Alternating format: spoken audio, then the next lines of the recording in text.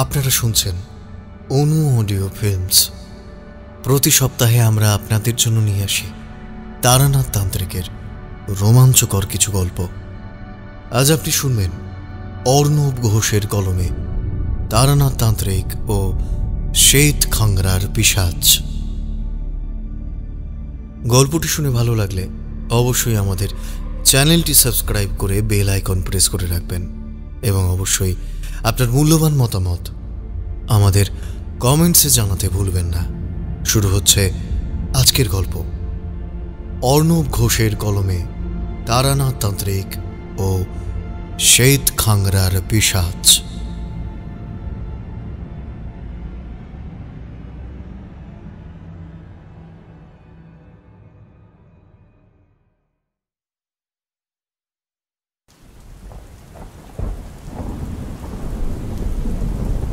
ঋতুর মাঝখানে এই এক ভয়ানক বর্ষা, চারিদিকে জল কাদা লেপটে একেবারে একসার অবস্থা।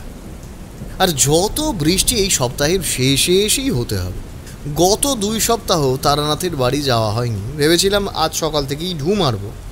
আর জো আছে, রেডিওতে 2-3 বার ঘুরিয়ে ফিরিয়ে দেখা হয়ে গেছে, কোনো চ্যানেল আসছে না। মাঝে মাঝে মনে হয় কলকাতার আকাশে মেঘ জমলে ওদের চ্যানেল জুড়েই কালো মেঘ ঘনিয়ে আসে, আর লোকগুলো নাকে তেল লাগিয়ে ঘুমোয়। একটা সিগারেট ধরিয়ে সকালের খবরের কাগজটা নিয়ে সবে বসেছি, বিজ্ঞাপনের পাতায় একটা ঘটনা হঠাৎ চোখে পড়ল। অস্বাভাবিক মৃত্যু। আহিরি টোলা রাজবাড়ির দালানে পড়ে থাকতে দেখা গেছে বাড়ির ভৃত্যের এবং পালিত সাদা কুকুরের ছিন্ন ভিন্ন দেহ। ঘরের ভিতরে রাজবাড়ির সদস্য মিলিয়ে মোট 5 জন মৃত। প্রত্যেক মৃত্যুর দৃশ্য অত্যন্ত বীভৎস এবং রোমহর্ষক। প্রত্যেকের মাথা তাদের দেহ থেকে। ঘটনাটা পুরো পড়ার আগেই দরজায় টোকা পড়ল। দরজা খুলে দেখি ছাতা মাথায় কিশোরী দাঁড়িয়ে আছে। তাকে ভিতরে আসতে বলে জিজ্ঞাসা করলাম, আজ সকালের বিজ্ঞাপনটা পড়েছিলে? না না, অত সময় পাইনি। শনিবারে সকালটা বিজ্ঞাপন পড়ে কাটাবো। তাড়াতাড়ি করো, ঠাকুরমশাই বাড়ি যেতে হবে। হ্যাঁ হ্যাঁ চলো। ছাতা নিয়ে দুজনেই বেরিয়ে পড়লাম মঠ লেনের উদ্দেশ্যে। বৃষ্টির মধ্যে কলকাতার সমস্ত রাস্তাঘাট জলে কাদায় একসা হয়ে আছে। রাস্তায় যেতে যেতে কিশোরী জিজ্ঞাসা করল, আচ্ছা, তখন কি বিজ্ঞাপনের কথা বলছিলে তুমি? আমি তাকে যেটুকু পড়েছিলাম সেটুকুই শোনালাম। সে শুনে তো বেশ উত্তেজিত হয়ে পড়ল। এরপর কি হলো? কিরকম দৃশ্য ছিল ভিতরে? এরপরই তো তুমি চলে এলে, তাই পুরোটা পড়া হয়নি। ধুর, কি যে করো। বাড়ি ফেরার পথে তোমার বাড়ি থেকে পুরোটা পড়ে যাব। আমি কিশোরীর এই পাগলামিতে না এসে থাকতে পারলাম না। ধীরে ধীরে আমরা মটলেনের বাইরের রাস্তার সামনে এসে দাঁড়ালাম। এখন তেলে ভাজা আর পাসিং শো কিনতে হবে, এই এক ঝক্কির কাজ। বিশেষ করে এই বৃষ্টি বাদলের দিনে দাঁড়িয়ে থেকে গরম তেলে ভাজা নেওয়ার মতো বিরক্তিকর জিনিস আর কিছুই হয় না। কিশোরী দোকান থেকে পাসিং শো কিনে আনলে আমি গরম গরম তেলে ভাজা কিনে নিলাম। মটলেনের গলিতে প্রবেশ করার পর কিশোরী জিজ্ঞাসা করল, তোমার কি মনে হয় চাকর আর কুকুরকে মারার কারণ কি শুধুই ডাকাতি? হতেই পারে, কিন্তু মানুষ হলে ওইভাবে মারবে কেন? পুরো দেহ ছিন্নভিন্ন করে ফেলতে হবে। আর যতদূর জানি জায়গাটা একটু ফাঁকা ফাঁকা, হাত মুখ বেঁধে কাজ ছাড়লেও তো হতো নাকি? সে তো অনেক কিছু করলেই হতো, কিন্তু এই যে চারিদিকে মানুষ এত নৃশংস হয়ে উঠছে, কি বলবো। ভবিষ্যতে এসব আরও হবে। হাঁটতে হাঁটতে আমরা এসে পৌঁছলাম তারানাথের বাড়িতে। ওনার বাড়ির বাইরে লেখা থাকে বিভিন্ন রাজা মহারাজের হাত দেখানোর স্বাক্ষর আছে। মনে মনে স্থির করলাম আজ জিজ্ঞাসা করব কোনো এক রাজা মহারাজার ঘটনা। বাইরের ঘন্টা নাড়ানোর সাথে সাথে তারানাথ এসে দরজা খুলল।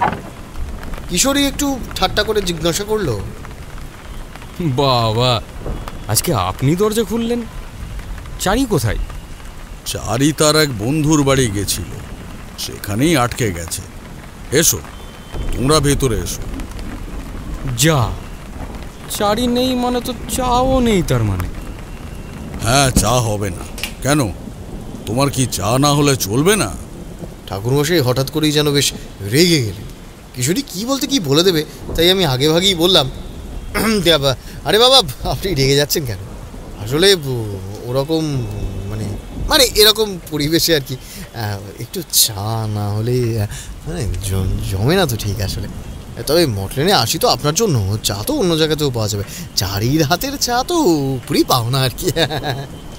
কিশোরী আমার কথায় সায় দেওয়াতেও তিনি একটু শান্ত হলেন। তারানাথ ওনার ঘরে দেবী তারার ছবিতে একটা রক্তজবার মালা পরিধান করিয়ে আমাদের সামনে বসে বললেন, অনেকক্ষণ ধরেই তো কিছু বলার জন্য উসখুস করছো বিভূতি, বলে ফেলো কি বলবে।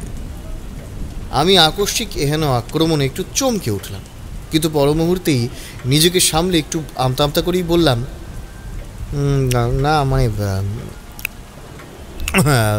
আমি একটা কথা ভাবছিলাম যে আপনি বাইরের দেওয়ালে লিখেছেন ওই আপনার কাছে অনেক রাজার হাত দেখানোর স্বাক্ষরনামা আছে, কিন্তু আপনি যেসব ঘটনার কথা বলেন সেগুলো নিহাতি গ্রামেগঞ্জের সাধারণ বা গরিব ঘরের ঘটনা, খুব বেশি হলে কোনো জমিদার বা ব্যবসায়ী পরিবারের ঘটনা, কিন্তু এই রাজা মহারাজাদের একটা ঘটনাও তো আমাদের এখনো বলেননি। হ্যাঁ ঠাকুরমশাই, রাজা মহারাজদের কোনো ঘটনা কেন বলেননি?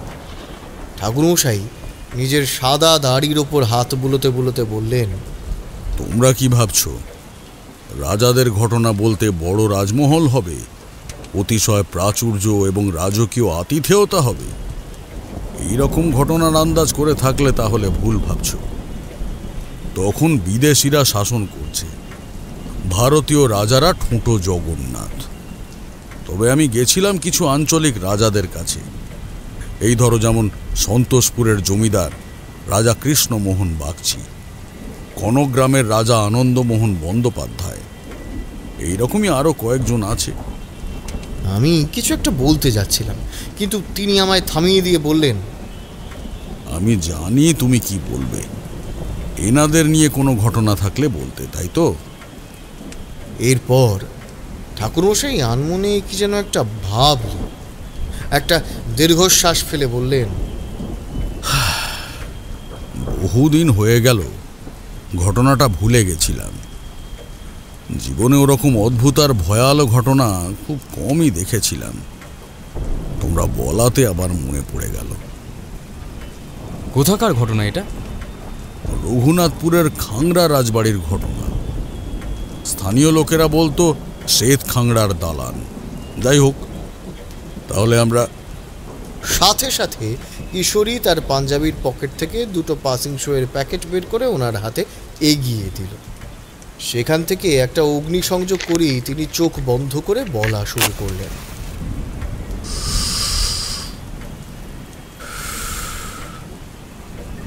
ঘটনাটা যখন ঘটে তখন আমাকে আর ঠিকঠাক জোয়ানও বলা যায় না, আবার পুরোপুরি বৃদ্ধও বলা যায় না। আমি তখন তারুণ্যের উচ্ছ্বাস সরিয়ে রেখে একজন দায়িত্ববান সাধকের ভূমিকা পালন করছি। শিক্ষা জীবন শেষ হয়ে গেছে বটে, তবে শেখার তো কোনো বয়স হয় না। তা সেবারের রায়চাঁদপুরে গেছিলাম একটা সাধুদের আখড়ায় যোগদান করতে। শুনলাম দেবী ভৈরবীর সাধনা হবে, বহু দূর দূর থেকে নাকি সাধকের সমাগম হবে। আমি হয়তো সকলকে চিনব না, তবুও গেলাম। সাধারণত এই সমস্ত সমাগমে গেলে অনেক রকমের নতুন নতুন বিষয়ে জ্ঞান লাভ করা যায়। যেদিন গিয়ে পৌঁছালাম সেদিন ছিল লক্ষ্মীবারের রাত।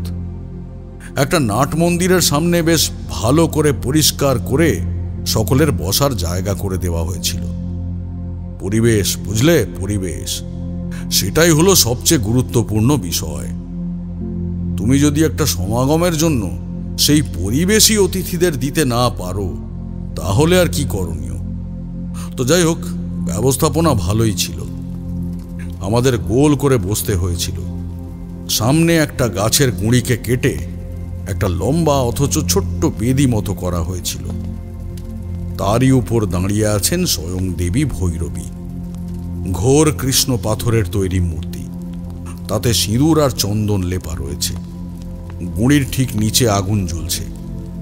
এক পাশে ডাঁই করে রাখা ফুলের স্তূপ, আর এক পাশে খই আর মুড়ি দই দিয়ে মাখা হচ্ছে। বেশ কয়েকজন নিজেদের মধ্যে আলাপ আলোচনা করছে, আবার কয়েক স্থানে বিতর্ক সভাও তৈরি হয়ে গেছিল। তবে এসবের মধ্যেও আমার নজর পড়ল বিশেষ একজনের উপর। রায়চাঁদপুরের নাট মন্দিরের প্রধান পুরোহিত, বেশ বৃদ্ধ, মুখ ভর্তি সাদা দাড়ি আর মাথা ভর্তি ধূসর রঙের কাঁচা পাকা লম্বা চুলের গোছা, পরনে দীর্ঘ রক্তাম্বর, চোখে মুখে চামড়ার ভাঁজ যদিও পড়েছে, তবে তার চেয়ে বেশি পড়েছে চিন্তার ভাঁজ। একজন শিষ্যমতো পুরোহিত গোছের ওনাকে প্রণাম করে ফুলের স্তূপ দুহাতে কায়দা করে তুলে নিয়ে দেবী ভৈরবীর সামনে সাধনা করতে বসল। আমার কেন জানি না মনে হলো ভদ্রলোক ঠিক নিজের খেয়ালে নেই, কোনো একটা বিশেষ চিন্তা ওনার মাথায় ঘুরছে। এগোতে যাব এমন সময় মনে হলো ওনার শরীরটা ঘিরে একটা লালচে ধোঁয়ার মতো কুণ্ডলী ক্রমাগত পাক খেয়ে চলেছে। এই আলোর অর্থ আমি জানি, তোমরা জানোই। সেই মুহূর্তে আমি বিবিধ শক্তি অর্জন করে একজন অভিজ্ঞতা সম্পন্ন উচ্চমানের তান্ত্রিক হয়ে উঠেছি। এই লাল ধোঁয়ার অর্থ আমাকে তার বিষয়ে ঢুকতে বারণ করার নির্দেশ দেওয়া হচ্ছে। আর এতক্ষণে তোমরা আন্দাজ করেই নিয়েছ যে আমি ওই বারণ উপেক্ষা করে এগিয়ে গেছিলাম ওনার কাছে। মন্দিরের বাইরের সিঁড়িতে ওনার পাশে বসে বললাম, নমস্কার, অধমের নাম তারানাথ চক্রবর্তী। নমস্কার। নমস্কার, আমি ব্রহ্মানন্দ মুখোপাধ্যায়, এই নাট মন্দিরের প্রধান পুরোহিত। আপনি পুজোয় অংশ নেবেন না? সকলেই তো পুজোয় অংশ নিচ্ছে, মা আমার অন্তরের প্রণামেই সন্তুষ্ট হবেন। আমি এলাম আপনার সাথে একটু কথা বলতে। আপনার অসুবিধা নেই তো? না না, বলুন না। আচ্ছা, আপনি এই মন্দিরে কতদিন আছেন? সে তো আমি জন্মের পর থেকেই এখানেই আছি, প্রায় বছর 60 হতে চলল। আগে আমার বাবা অঘরীনন্দ মুখোপাধ্যায় মন্দিরের প্রধান পুরোহিত ছিলেন, এখন আমি প্রধান পুরোহিত। বাবা বিবাহ করেছিলেন, কিন্তু আমি করিনি। এই মুখোপাধ্যায় বংশে দাড়ি টানব বলেই স্থির করেছি। তাহলে উনি কে, যিনি পুজো করছেন? আমি আমার জীবনের অনেকটা অংশ কাটিয়েছি কাশী অঞ্চলে তন্ত্র সাধনা করে। হিন্দু শাস্ত্রের এই দিকটা নিয়ে আমি বেশ উৎসাহী ছিলাম। ওখানেই এক রাতে কাশীর শ্মশানে আমি ওর দেখা পাই। দেখা পেলেন বলতে কিভাবে দেখা পেলেন? ঘটনাটা বছর 15 আগে কাশীর মহাশ্মশানে এরকমই সাধকদের আখড়া বসেছিল। তবে আমি একটু দূরত্বে বসে নিজের মতো ধ্যান করছিলাম। তখন দেখলাম দূরে দাঁড়িয়ে আছে একজন ছেলে, ওর সাথে দাঁড়িয়ে আছে আর একটা মেয়ে। দেখেই বুঝেছিলাম খুব সম্ভবত দিদি হবে তার। তখন ওর বয়স আন্দাজ ওই 15 মতো হবে, আর ওর দিদির 18 মতন। আমি ওকে কাছে ডাকলাম, জিজ্ঞাসা করলাম কি নাম। কোনো উত্তর দিল না, খুব ভয় পেয়েছিল কোনো কারণবশত। আমি বারবার জিজ্ঞেস করাতেও কিচ্ছু বলতে চাইছিল না। অনেক কষ্টে মুখ থেকে নাম উচ্চারণ করিয়েছিলাম, দীনবন্ধু মিত্র। তাদের জন্মের সময় মা মারা গেছিল। বাবা সাধারণ এক পুরোহিত ছিল, কিন্তু দিদা অর্থাৎ মায়ের মা, তিনি নাকি ওই কাশীর শ্মশানের সাধিকা ছিলেন। তো সেই থেকে দীনবন্ধু আমার প্রাণের বন্ধু হয়ে ঘুরে বেড়াচ্ছে। হ্যাঁ, বয়সের পার্থক্য আমাদের মধ্যে আছে, কিন্তু মনের মিলও তো যথেষ্টই রয়েছে। আর ওনার দিদির কি নাম ছিল? তার কি হলো সেটাও তো বললেন না। ও হ্যাঁ, ওর দিদির নাম ছিল শুভ্রা। হ্যাঁ, তাকেও আমি আমার কাছেই নিয়ে রাখি, কিন্তু তার মধ্যে আমি এক বিশেষ চিহ্ন দেখেছিলাম। আমার তো আর সেই শক্তি নেই যে আমি সব কিছু সঠিকভাবে বুঝতে পারবো, কিন্তু এটুকু আন্দাজ করতে পেরেছিলাম যে ওই মেয়ে সংসারে থাকার মতন মেয়ে না। একটা অস্বাভাবিক তেজি ভাব ছিল ওর চোখের মধ্যে, স্বভাবে একটা দৃঢ়তা ছিল, ঋজু কাঠিন্য ছিল তার প্রতি হাবে ভাবে। আমি তো ভাবতাম যে এক না একদিন তার জগৎ তাকে নিজের কাছে টেনে নেবেই, আর হলেও তাই। একদিন সকালে উঠে দেখি সে আর আমাদের এই মন্দিরে নেই। তার ঘরে একটা চিঠি পেয়েছিলাম। গত কয়েক সপ্তাহ আপনাদের মন্দিরে থেকে তার আতিথেয়তা গ্রহণ করলাম। আপনি যা কিছু শিখিয়েছেন সব মাথায় থাকবে, কিন্তু বিগত কয়েকদিন ধরে আমি যেন মায়ের থেকে ডাক পাচ্ছি বলে মনে হলো। বৃহত্তর কোনো জগৎ আমার জন্য অপেক্ষা করছে। বিগত কয়েক মাস ধরে আমাদের হিন্দু শাস্ত্রের শক্তি সাধনা আমাকে দারুণভাবে আকৃষ্ট করছে। বেশ কয়েকবার আমি স্বপ্নে দিদার আহ্বানও পেয়েছি। আমার ভাই আপনার কাছে রইল। আমি কামাখ্যা গমন করছি, কিন্তু প্রয়োজন পড়লে আমার ভাই যদি আমায় ডাকে আমি নিশ্চয়ই আসব। আমার ভাইকে আমার স্নেহ পৌঁছে দেবেন। আপনারা কখনো কামাখ্যা এলে আমায় জানাবেন। আজ এখানেই শেষ করছি। আপনার আশীর্বাদ একান্ত কাম্য। ইতি আপনার আশীর্বাদ প্রাপ্ত শুভ্রা। বুঝলাম। 18 বছর খুব সম্ভবত তার ত্রিপুরাবালা পূর্ণ হয়েছিল, তাই নিজেকে আর মায়ার বন্ধনে আবদ্ধ করে রাখতে পারেনি সে। ত্রিপুরাবালা বলতে কি বললেন ঠাকুর? না, তেমন কিছু প্রয়োজনীয় নয়, আমি পরে বুঝিয়ে দেব। যাকে আপনি আপাতত পরেরটুকু বলুন। আমি তো অনেক কিছুই বললাম, আপনি এবারে আপনার কথাটুকু বলুন, আমিও একটু শুনি। আমার নাম তো শুনলেনই। আমি আসলে একজন ভ্রাম্যমান তান্ত্রিক। গ্রামে গ্রামে শ্মশানে শ্মশানে ঘুরে বেড়িয়ে বিভিন্ন উচ্চতন্ত্রের সাধক সাধিকার কাছে নিজের শিক্ষা নিয়েছি। এখন খবর পেয়েছি এইখানে সমাগমের কথা, তাই দেখতে এলাম। তবে আপনাকে দেখে আমার বেশ চিন্তিত মনে হচ্ছে। কোনো বিশেষ কারণে কি আপনি দ্বিধাগ্রস্ত আছেন? উনি প্রথমে কিছুই বলতে চাইছিলেন না, সরাসরি না করছিলেন। তখন আমি ওনাকে বেশ একটু কায়দা করে চেপে ধরলাম। দেখুন ব্রহ্মানন্দবাবু, আমি আপনার থেকে বয়সে অনেক ছোট হতে পারি, কিন্তু আপনার ভিতরের থেকে সমস্ত কথা টেনে বের করে আনার ক্ষমতা আমি রাখি। এটা আমার অহংকার নয়, আমার যোগ্যতা। কিন্তু সেটা করলে আপনার সম্মানের উপর আঘাত করা হবে, যেটা আমি একেবারেই চাই না। তাই আমি অনুরোধ করছি, আপনি অনুগ্রহ করে সবটা খুলে বলুন। আমি আপনার সাহায্য করতে পারি। এরপর তিনি একটু ইতস্তত করে আশেপাশে ভালো করে দেখে নিয়ে বললেন, চিন্তার বিষয় তো আছেই। আমাদের রায়চাঁদপুর গ্রামের থেকে একটু ভিতরের দিকে আরেকটা ছোট অংশ রয়েছে, তার নাম রঘুনাথপুর। সেখানে পুরনো এক রাজদালান রয়েছে। ওটা এক সময় আমাদের এখানকার স্থানীয় রাজার দালান ছিল। তারপর তো রাজপ্রথা উঠে যাওয়ার পর ওই জমিদারি প্রথা আসে। তখন ওই জমিদার বংশধররা এখানে থাকতেন, কিন্তু বর্তমানে তার উপর হঠাৎই এক উদ্ভট দুর্যোগের মেঘ ঘনিয়ে এসেছে। আমার মন বলছে ওই রাজদালান ধীরে ধীরে ধ্বংসের দিকে এগোচ্ছে।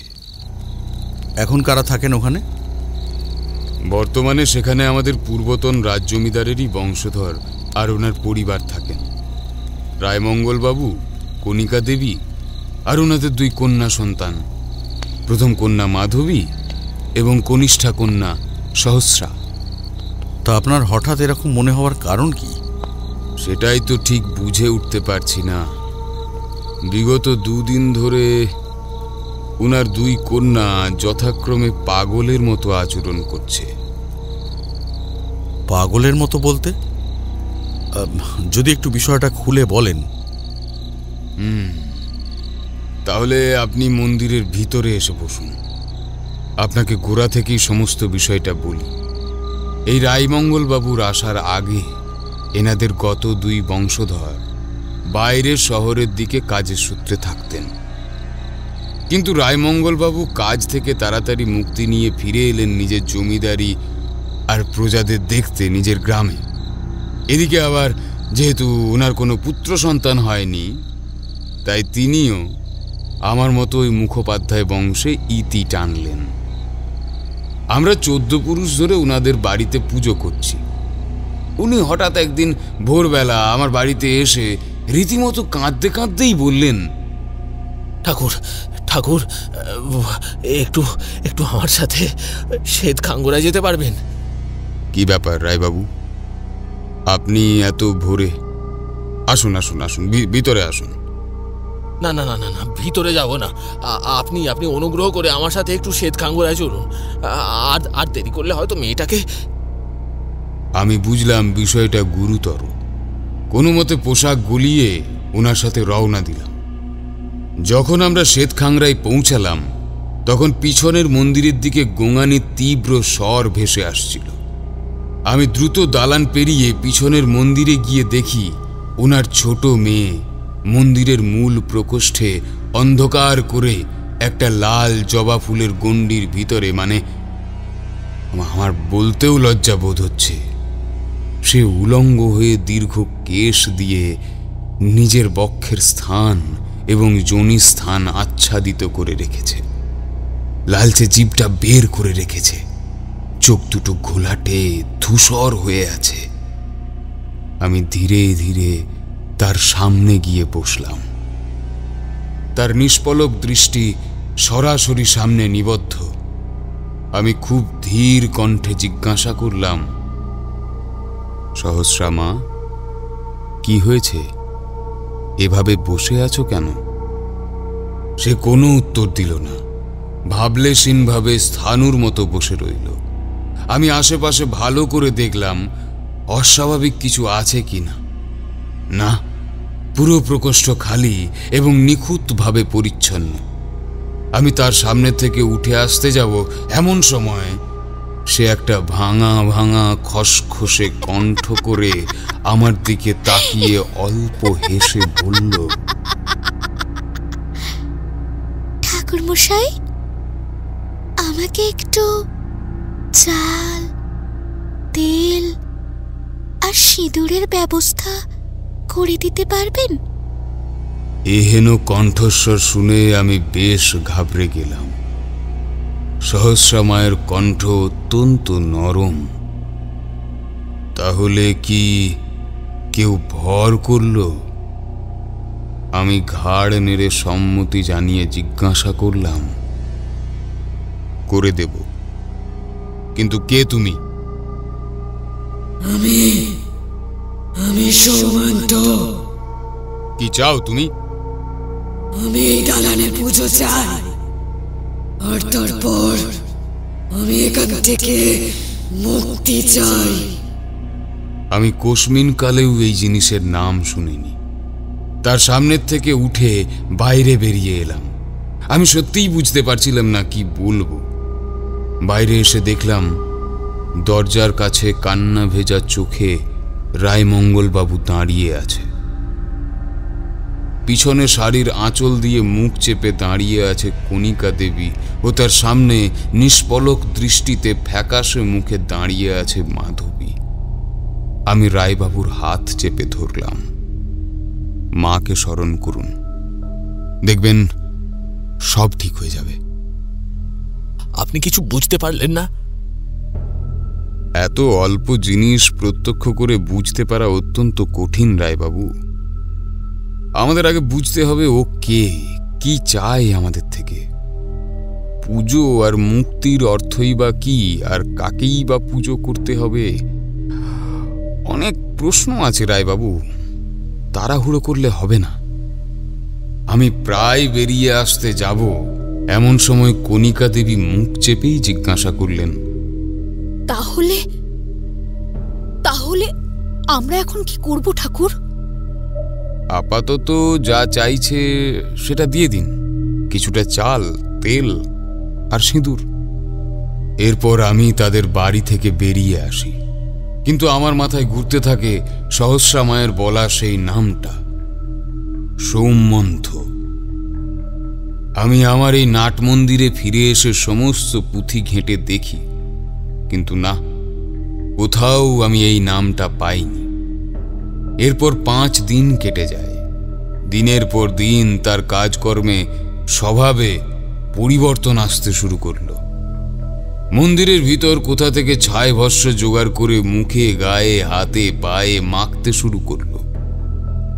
রাতের বেলায় মন্দিরের ভিতর থেকে ধূপধাপ শব্দে তার নাচার শব্দ হতে থাকলো।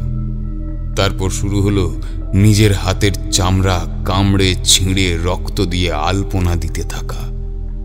এরই মাঝে আমি যেন দিশেহারা হয়ে গেলাম। এরপর হঠাৎ প্রায় 10 দিন পর আবার সকাল সকাল আমি সূর্য প্রণাম সারছিলাম। তখন দেখলাম হন্তদন্ত হয়ে রায়মঙ্গলবাবু ছুটে ছুটে এলেন। তিনি রীতিমতো হাঁপাচ্ছেন। বুঝতে পারলাম সহস্রার আবার কোনো বিপদ হয়েছে। তবে উনি যা বললেন সেটার জন্য আমি একেবারেই প্রস্তুত ছিলাম না। ঠাকুর, কাল রাত থেকে মাধবীও এই রকম কাণ্ড শুরু করেছে। সে কি, আবার মাধবীও? চলুন দেখি। সত্যি বলতে কি ঠাকুর, আমি কিছুই বুঝতে পারছিলাম না যে ওই মুহূর্তে আমার কি করণীয়। একটা সমস্যার সমাধান করতে পারলাম না, আবার অন্য একটা সমস্যা এসে জুড়ে বসলো। আমি যখন ওনাদের বাড়ি গেলাম তখন তাদের গৃহে মন্দিরের যা অবস্থা দেখলাম, সেটা দেখে রীতিমতো আমার রক্ত হিম হয়ে গেল। মন্দিরের প্রতিটা জানলা বন্ধ। দিনের বেলাতেও প্রায় অন্ধকার হয়ে আছে ভিতরটা। সমগ্র মন্দিরের মেঝেতে ছড়িয়ে রয়েছে এতদিনের তিল তিল করে জমানো চাল। মন্দিরের বেদির দুদিকে পা ছড়িয়ে 2 বোন বসে আছে। দুজনেই নিজেদের শরীরের থেকে কামড়ে কামড়ে মাংস ছিঁড়ে বেদির উপর আলপনা দিচ্ছে। সেই আলপনার মধ্যে কোনো খুঁত ছিল না জানেন, একদম নিখুঁত সুন্দর আলপনা। আর দুজনের মধ্যে ব্যথার নামমাত্র লক্ষণ নেই। কিরকম অসুস্থ মানসিক রোগীর মতো তারা আলপনা দিয়েই যাচ্ছে। একটু নজর ঘোরাতেই দেখলাম দেওয়াল জুড়ে লেপা রয়েছে তেল। একদম চকচক করে গড়িয়ে পড়ছে সেই তেল। আর তারই মাঝে সিঁদুর দিয়ে কি সব চিহ্ন আঁকা। ওরকম চিহ্ন আমি আমার দীর্ঘ পুরোহিতের জীবনে কোশমিন কালেও দেখিনি। আমি সত্যিই বুঝতে পারছিলাম না যে আমি কি করব। তবুও আমি ধীরে ধীরে এগিয়ে গেলাম মাধবীর কাছে। একদিকে অবিন্যস্ত হয়ে পড়ে আছে তার পরনের কাপড়। আমি তাকে ডাকলাম, মাধবী মা, এটা তুমি কি করছো মা? সে আমার দিকে মুখ তুলে তাকিয়ে যেন চিনতেই পারল না। সে আমাকে পুরোটা পর্যবেক্ষণ করে একই রকম খ্যাসখ্যাসে কণ্ঠে হেসে হেসে বলল,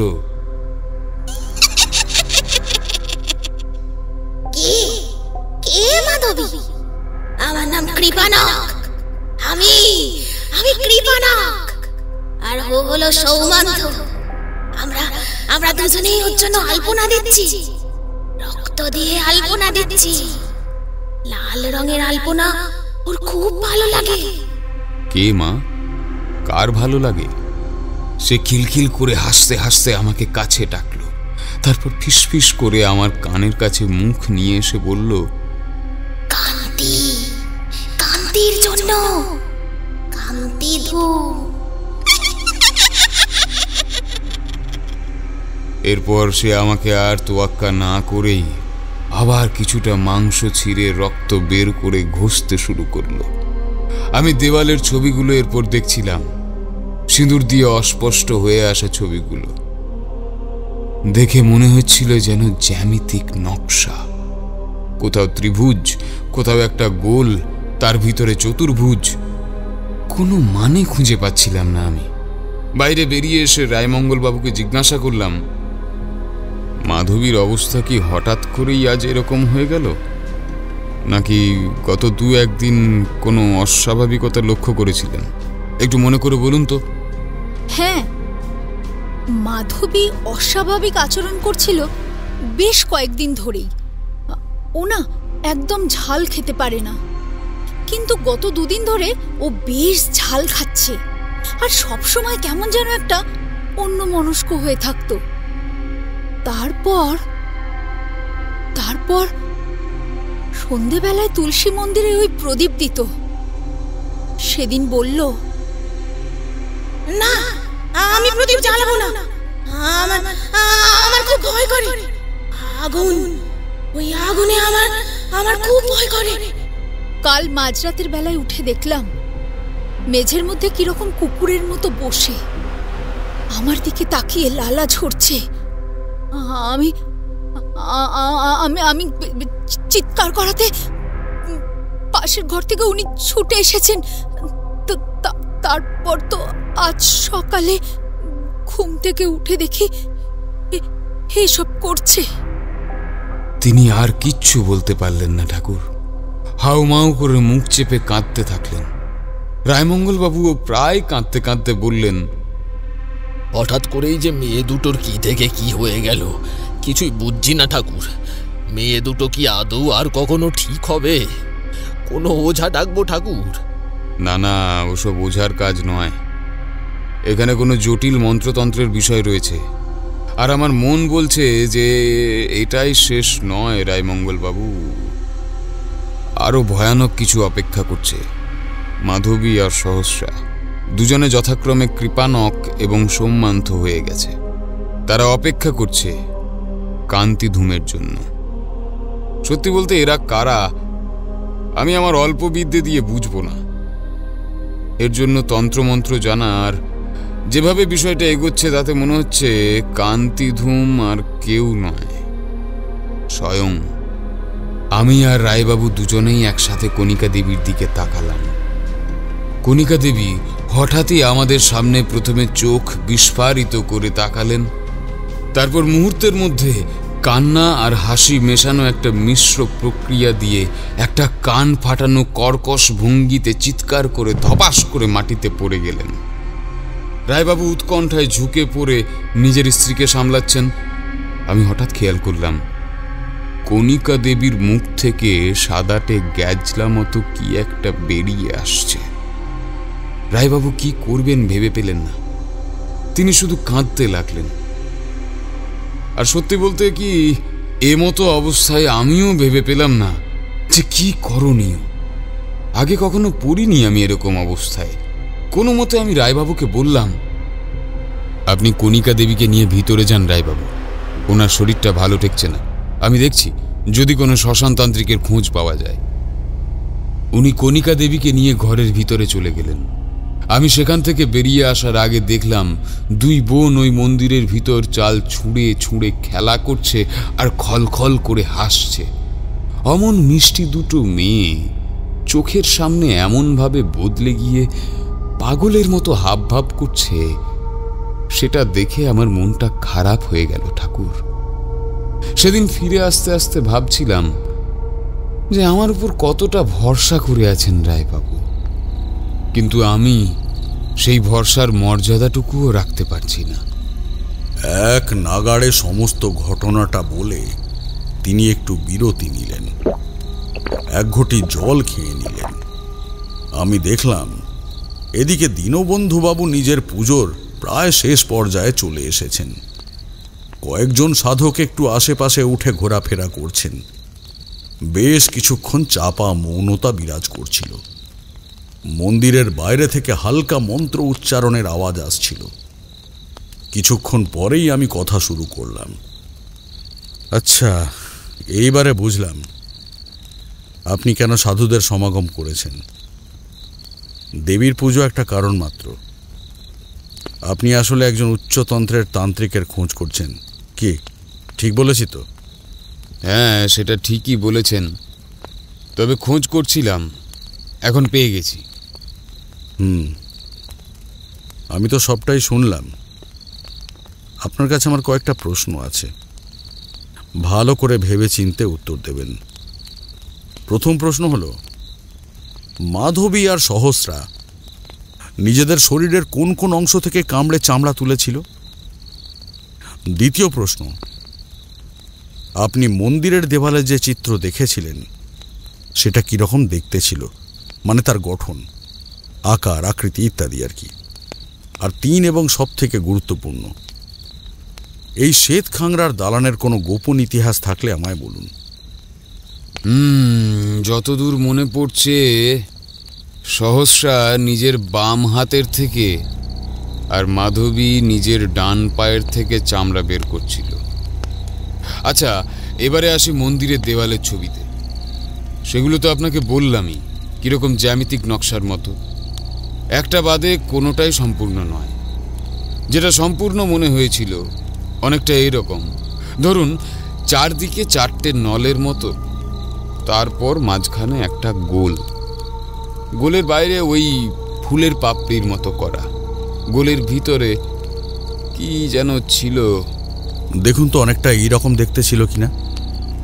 আমি আমার থলে থেকে কালি যন্ত্র বের করে ওনার দিকে এগিয়ে দিলাম।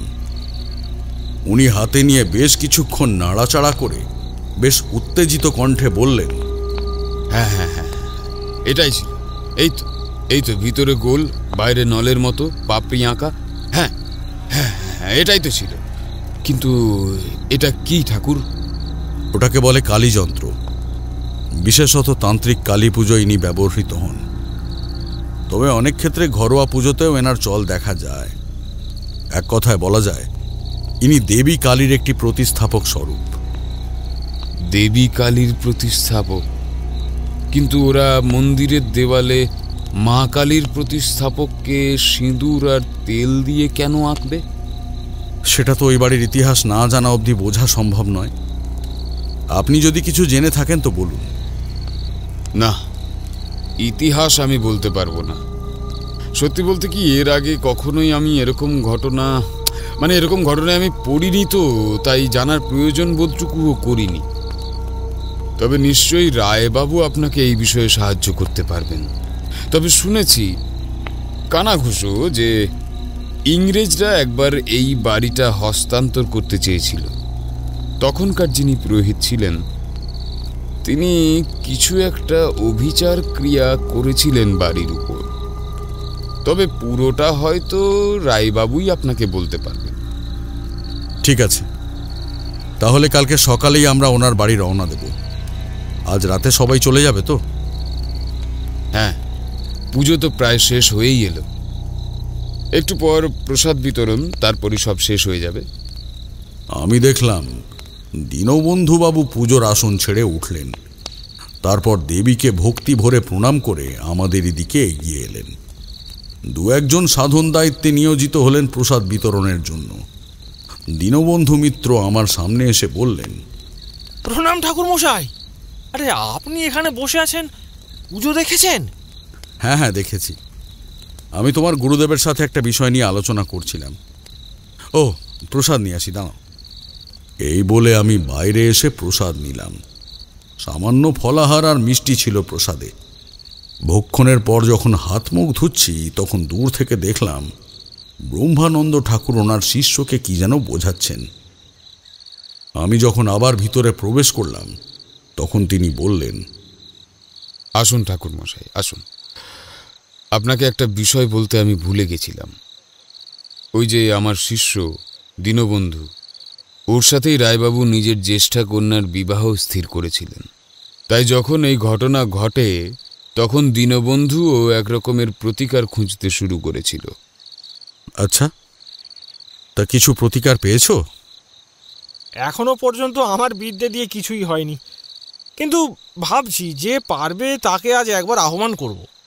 কাকে? আমার মন বলছে ও ডাকবে শুভ্রাকে, মানে ওর দিদিকে। কি তাই তো? দীনবন্ধু আমার কথায় সায় দিয়ে ঘাড় নাড়ালো। ব্রহ্মানন্দ ঠাকুরও যেন ঠিক এটাই চাইছিলেন। আর একটু রাত বাড়তে বাড়তেই সাধুদের দল একে একে বিদায় জানাতে শুরু করল। বাইরে ব্রহ্মানন্দ ঠাকুর তাদের তদারকি করছিলেন। আমি আর দীনবন্ধু ভিতরের কক্ষে শুভ্রাকে আহ্বানের জন্যে উপযুক্ত পরিবেশ তৈরি করছিলাম। আমরা তাকে মাধ্যম হিসেবে আহ্বান করব, কারণ কামাখ্যা থেকে এত দূরে এত তাড়াতাড়ি আসা সম্ভব নয়। যে ঘরে আমরা প্রস্তুতি নেব বলে স্থির করলাম সেটা দীনবন্ধুর থাকার ঘর। এমনিতে ঘরটা মাঝারি আকারের। একদিকে একটা বড় দক্ষিণমুখী খোলা জানলা আছে, সেটা বন্ধ করা হলো।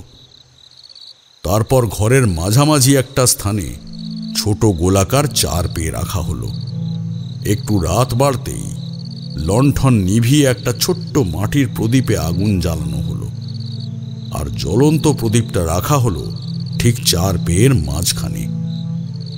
এরপর আমি ব্রহ্মানন্দ ঠাকুরকে বলেছিলাম, একটা ছোট পাত্রে চন্দন, সিঁদুর আর কিছুটা তিল ভালো করে মিশিয়ে গরম করে আনুন ঠাকুর মশাই। তিনি আমার কথা মতো মিশ্রণ গরম করে এনে একটি মাটির পাত্রে রাখলেন। লালচে বাদামি মিশ্রণ থেকে উষ্ণ গরম ধোঁয়া নির্গত হচ্ছে। দীনবন্ধুকে দিয়ে তার বাম হাতের তর্জনী দিয়ে মিশ্রণ দিয়ে শ্বেত চার পেয়ের উপর একটা নকশা অঙ্কন করালাম। প্রথমে একটি বড় গোলাকার বৃত্ত, সেই বৃত্তের চারিদিকে 4টে অর্ধবৃত্ত, প্রতিটি অর্ধবৃত্তের খোলা অংশ উপরের দিকে। তারপর প্রধান বৃত্তের ভিতরে একটা ছোট্ট বৃত্ত, বৃত্তের মধ্যে 2টো ত্রিভুজ মুখোমুখি অঙ্কন করলাম। এর ফলে একটি চতুর্ভুজ তৈরি হলো। চতুর্ভুজের 4 কোণে 4টি ছোট ছোট বৃত্ত তৈরি হলো। এরপর চতুর্ভুজের ঠিক মাঝ বরাবর আরেকটি বৃত্ত তৈরি করা হলো। এর ভিতরে অঙ্কন করলাম একটি অষ্টদল ফুলের চিহ্ন। নকশা সম্পূর্ণ হলে সে জিজ্ঞেস করল, দিদি তো শুধু আমায় একটা প্রদীপ জ্বালিয়ে তার নাম ধরে ডাকতে বলেছিল, এই নকশা কি জন্য আঁকালেন? তুমি তো তন্ত্রজ্ঞ নয়, তাই বুঝতে পারবে না। তোমার দিদি এখানে আসতো দ্বৈত সত্তার মাধ্যমে। এতে ওনাকে অনেক পরিশ্রম করতে হতো, আর উপরন্তু সংযোগ খুব একটা মজবুত হয় না। কিন্তু এই চক্রের মাধ্যমে সংযোগ হবে সুদৃঢ়, এবং তাকেও বিনা শক্তিতেই অনুভব করতে পারবে। এই যে বাইরের বৃত্তটা হলো আবদ্ধ রেখা, শক্তিকে কেন্দ্রীভূত এবং একটি নির্দিষ্ট পরিসীমার মধ্যে বেঁধে রাখে। আর এই চারদিকের 4টে অর্ধবৃত্ত হলো রক্তচিহ্ন, এগুলো চক্রের ভারসাম্য বজায় রাখে। ভিতরের ছোট বৃত্তকে বলা হয় দ্বৈত বৃত্ত, আর এই যে ত্রিভুজদ্বয় অঙ্কন করলে এদেরকে বলা হয় অন্তঃসংযোগ ত্রিকোণ। এইখানেই সত্তার দ্বৈততা শুরু হয়। প্রতিটা চতুর্ভুজের কোণে যে 4টে ছোট বৃত্ত অঙ্কন করা হয়েছে তাদের বলা হয় সত্তানুগ্রহ বিন্দু। মাঝের ছোট বৃত্তকে বলা হয় শক্তিধারক, এটি চক্রের মূল শক্তিকে ধারণ করে রাখে। আর ভিতরের যে পদ্ম দল দেখছো সেটা হলো দ্বিসত্ত্ব দৃষ্টি। এটি তোমার দিদির চিন্তা ভাবনা এবং দৃষ্টিকে পর্যালোচনা করবে। অর্থাৎ সে সবকিছুই দেখতে পাবে, কিন্তু তুমি শুধু তাকে অনুভব করতে পারবে। যাকে আজকে আপাতত এইটুকুই জেনে রাখো, ভবিষ্যতে তোমায় ভালো করে বুঝিয়ে দেব। আমার কথা শুনে দুজনেই ঘাড় নেড়ে সম্মতি জানিয়ে 4 পেয়ের 2 দিকে বসে পড়ল। সারা ঘরে এখন আলোর উৎস বলতে কেবল একটা টিম টিম করে জ্বলতে থাকা মাটির পিদিম। 3 জন একাগ্র চিত্তে আহ্বান করলাম শুভ্রাকে। অনেক সময় বলা হয়, যাকে আহ্বান করা হচ্ছে তার একটি মৌখিক আদল আমাদের মস্তিষ্কে থাকা উচিত। কিন্তু আমাদের তন্ত্রের জগতে আশেপাশের শক্তি এতটাই প্রবল হয় যে আমাদের সেই অবকাশটুকুর প্রয়োজন হয় না। সেই শক্তি একেবারেই সঠিক ব্যক্তিকেই আহ্বান করে নিয়ে এসে দাঁড় করায় আমাদের সামনে। আর এক্ষেত্রেও তার কোনো ব্যতিক্রম হলো না। বেশ কয়েক মুহূর্ত আমরা 3 জন শুভ্রাকে স্মরণ করলাম। এরপর হঠাৎই একটা পোড়া আতরের মিষ্টি গন্ধ আসতে শুরু করল। মুহূর্তের মধ্যে অতীব উগ্র ঝাঁঝালো গন্ধে ঘর ম করতে থাকলো। তারপর হঠাৎই ঘরে অন্য একজনের উপস্থিতি আমরা অনুভব করলাম। বাতাস ভারী হয়ে আসছে ক্রমশ তার নিঃশ্বাসের শব্দে। উত্তেজনা তখন চরম মুহূর্তে আহরণ করেছে। তখনই যেন অন্ধকারের অতল স্পর্শী গহ্বর থেকে একটা মৃদু মেয়েলি কণ্ঠ অস্পষ্ট হয়ে কানে এলো। ভাই, আমায় হঠাৎ ডাকলি কেন বল? দিদি, তুই এসেছিস? হ্যাঁ, তুই আমায় ডাকলি কেন বল? আমাদের একটা সাহায্য লাগবে দিদি। এখানে একটা বিপদে পড়েছি আমরা। গত 2 সপ্তাহ থেকে শ্বেতখারাঙ্গার রাজবাড়িতে 2 মেয়ের মধ্যে অস্বাভাবিক। আমি দেখলাম দীনবন্ধু অহেতুক সময় নষ্ট করছে। যতই দ্বিসত্তা চক্র থাকুক, শুভ্রা একটি নির্দিষ্ট সময় পর আমাদের সাথে আর থাকতে পারবে না। তাই হাত তুলে তাকে মাঝপথেই থামিয়ে আমি বলা শুরু করলাম, শোনো শুভ্রামা, আমার নাম তারানাথ চক্রবর্তী। আমিও একজন তান্ত্রিক। আমার মনে হয় তোমাদের শ্বেতখাংড়ার রাজবাড়ির 2 মেয়ের উপর মা কালীর 2 স্বরূপের অধীনস্থ পিশাচ রূপের ভর হয়েছে। ছোট মেয়ে নিজেকে সৌমান্থ এবং বড় মেয়ে নিজেকে কৃপানক বলে সম্বোধন করছে। নাম শুনেই আশা করি বুঝতে পারছো যে একজন ভদ্রকালীর অধীনস্থ এবং অন্যজন দক্ষিণাকালীর অধীনস্থ পিশাচ রূপের অধীন। এছাড়াও তারা দেওয়ালে তেল আর সিন্দুর দিয়ে কালী যন্ত্রের সম্পূর্ণ এবং অসম্পূর্ণ ছবি আঁকছে। ওরা আরও বলেছে যে ওদের সঙ্গী আরেকজন হবে, তার নাম কান্তি ধূম। এমতো অবস্থায় আমিও বুঝতে পারছি না যে এই কান্তি ধূম আসলে কোন রূপের অধীনস্থ পিশাচ রূপ। আমি এই বিষয়ে জানতে চাই, আর এর প্রতিকার কি করে সম্ভব সেটাও জানতে চাই। তুমি তো কামাখ্যা তন্ত্রে পারদর্শী মা, তাই তোমার এই বিষয়ে জ্ঞান থাকাটা স্বাভাবিক বলেই মনে হলো। কয়েক মুহূর্তের চাপা নীরবতা ঘরের মধ্যে বিরাজ করল। বাইরের দমকা হাওয়ায় বাতাস জানলার পাল্লায় ক্রমাগত আঘাত করছে।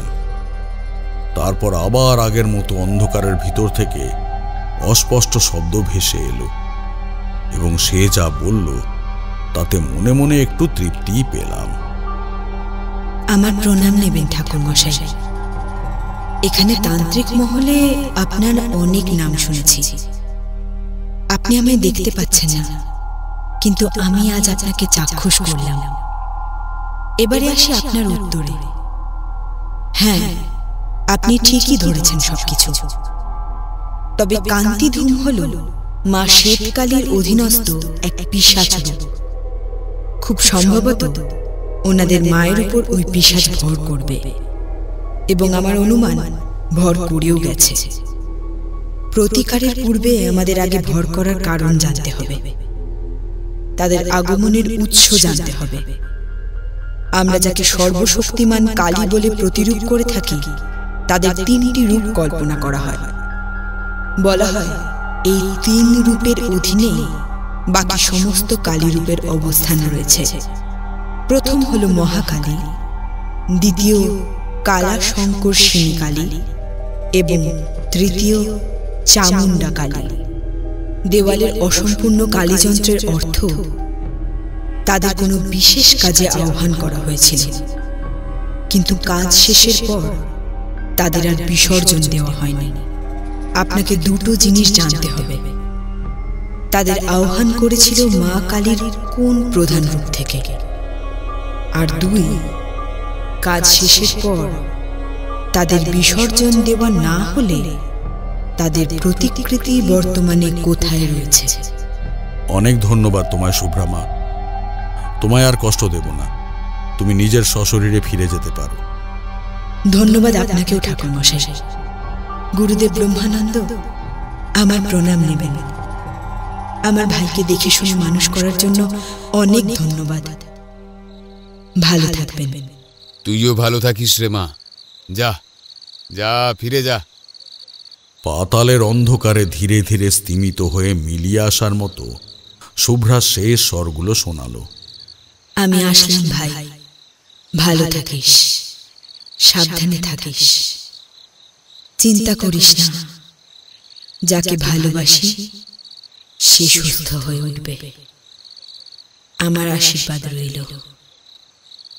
শেষের কথাগুলো শোনার পর দেখলাম দীনবন্ধুর মুখে একটা মৃদু হাসির আভা ফুটে উঠল। মিঠে আতরের উগ্র গন্ধটাও একটু একটু করে কমে আসতে থাকলো। ঘরের ভিতরটা বেশ বদ্ধ লাগছিল। আমি উঠে গিয়ে জানলাটা খুলতেই এক রাস দমকা ঠান্ডা হাওয়া ঘরের ভিতরের পরিবেশটা আগের মতো ঠান্ডা করে দিল। মাটির পিদিমটা নিভিয়ে ব্রহ্মানন্দ ঠাকুর জিজ্ঞেস করলেন, এবারে আমাদের কি করণীয় ঠাকুর? কালকের জন্য অপেক্ষা করণীয়। বাকি রাতটা আমরা খানিক বিশ্রাম নিয়ে নিলাম। ওনারা আমাকে পাশের একটা ছোট্ট ঘরে থাকার বন্দোবস্ত করে দিলেন। ঘরটা ছোট হলেও বেশ পরিপাটি করে গোছানো। একদিকে একটা মাঝারি আকারের বাক্স রাখা, আর অন্যদিকে একটা জলের কলসি আর ঘটি রাখা। ঘরের মাঝামাঝি জায়গায় একটা পুরনো শতরঞ্চি পেতে তাতে গদি করে রাখা। এই ঘরেও দক্ষিণ খোলা জানলা আছে। এক রাত কাটানোর জন্য যথোপযোগী। তাছাড়া আমি তো সব রকম পরিস্থিতির জন্যেই প্রস্তুত থাকি, তাই আমার বিশেষ অসুবিধে হলো না। তবে আমার মাথায় একটাই প্রশ্ন ঘুরতে থাকলো, কে সেই শক্তিশালী নারী শক্তি যাকে আহ্বান করা হয়েছিল 3 পিশাচ রূপ প্রদান করার জন্যে? আর কেনই বা আহ্বান করা হয়েছিল? ওই রাজপ্রাসাদের কি এমন ইতিহাস আছে? এই সব ভাবতে ভাবতে কখন যে 2 চোখের পাতা ক্রমশ ভারী হয়ে অন্ধকার ঘনিয়ে এসেছিল সেটা খেয়াল ছিল না। সেই দিন রাতে আর বিশেষ কোনো ঘটনা ঘটেনি। পরের দিন সকালে যখন ঘুম ভাঙল, তখন সবে ভোরের আলো ফুটছে। লালচে সূর্যের আলোর ছটা আকাশের পূব দিকে জুড়ে বেরিয়ে এসেছে। সকালের সূর্য প্রণাম করে উঠতে দেখলাম ব্রহ্মানন্দ ঠাকুর আর দীনবন্ধু তাদের ঘর থেকে বেরিয়ে এলেন। ব্রহ্মানন্দ ঠাকুর মন্দিরের প্রকোষ্ঠের দরজা খুলতে খুলতে বললেন, ঠাকুর, সকালের পুজোটা তাড়াতাড়ি সেরে নিয়ে তারপর আপনাকে আমি রাজবাড়িতে নিয়ে যাচ্ছি। দীনবন্ধু, তুমি আমাদের মন্দিরের সামনেটা একটু পরিষ্কার করে নাও। দীনবন্ধু কথা মতো ঘাড় নেড়ে মন্দিরের সামনের জমির অংশটুকু পরিষ্কার করতে শুরু করল। গতরাতের মহাসমাগমের এবং পুজোর ফলে বেশ কিছু পচা ফুল পাতা এসব স্তূপাকার হয়েছিল। আমিও দুজনের হাতে হাতে কিছু কাজ করে দিলাম। ভোরের প্রাথমিক সময়টুকুর মধ্যে পুজোর কাজ হয়ে গেল। এরপর আমরা রওনা দিলাম শ্বেতখাংরার প্রাসাদের দিকে। সূর্য এখন মাথার উপর শ্বেতবর্ণ ধারণ করে উজ্জ্বল হয়ে আছে। গ্রামের মেঠো পথে হাঁটতে হাঁটতে মনে হলো স্নিগ্ধ উজ্জ্বলতায় একটু একটু করে যেন প্রাণের সঞ্চার হচ্ছে। গ্রামের সাধারণ জনবসতি থেকে একটু দূরে অন্যত্র এই শ্বেতখাংরার রাজদালান। আমরা যখন গিয়ে সেখানে পৌঁছালাম, তখন মনে হলো প্রকৃত দালান বলতে যা বোঝায় এই বাড়ি তার ধারে কাছেও আসে না। হ্যাঁ, উঁচু দোতলা বাড়ির মতো একটা প্রাচীর শুধু দাঁড়িয়ে আছে, শ্বেতের বংশ পর্যন্ত নেই। আলগা মাটির পলেস্তারা জায়গায় জায়গায় খসে পড়েছে। আশেপাশের অংশ থেকে সবুজ শ্যাওলা এবং গাছপালা যেন বাড়িটাকে গিলে খাচ্ছে। বোঝা যায় দীর্ঘ কয়েক বছর বাড়িটার সেভাবে কোনো দেখাশোনা করা হয় না। বাইরে দাঁড়িয়ে পুরো জায়গাটার উপর চোখ বুলিয়ে নিয়ে বললাম, এই রায়মঙ্গলবাবু কতদিন হলো এখানে এসেছেন? যা অবস্থা দেখছি, একে তো আর প্রাসাদ বলা যায় না কোনো মতে। ওনারা এসেছেন মাসখানেক আগে, সব কিছু গুছিয়ে নিয়ে, কিন্তু ঠিকঠাক করার আগেই তো এই জিনিস হয়ে গেল। আসুন ভিতরে ঢুকে দেখি। আমরা তিনজন এক এক করে ভিতরে প্রবেশ করলাম। মাঝে একটা বড় ফাঁকা জায়গা, সেখানে তুলসী মন্দির করা। বড় বড় ঘাসের আড়ালে নিচের মাটি প্রায় ঢেকে গেছে।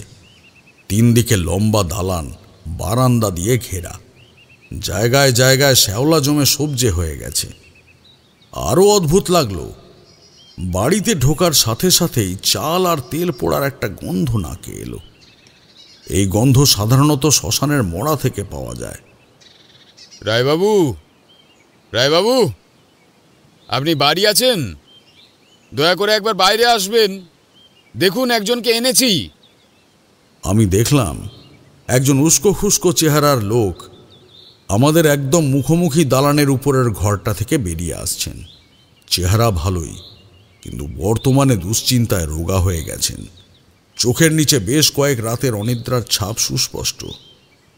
তিনি বাইরে বেরিয়ে আমাদের দিকে বিন্দুমাত্র দৃষ্টিপাত না করেই সোজা ব্রহ্মানন্দ ঠাকুরের দিকে এগিয়ে এসে একটা কষ্টকর হাসি হেসে ভাঙা ভাঙা অস্ফুট স্বরে বললেন, এখন আর নিয়ে এসে কি হবে ঠাকুর?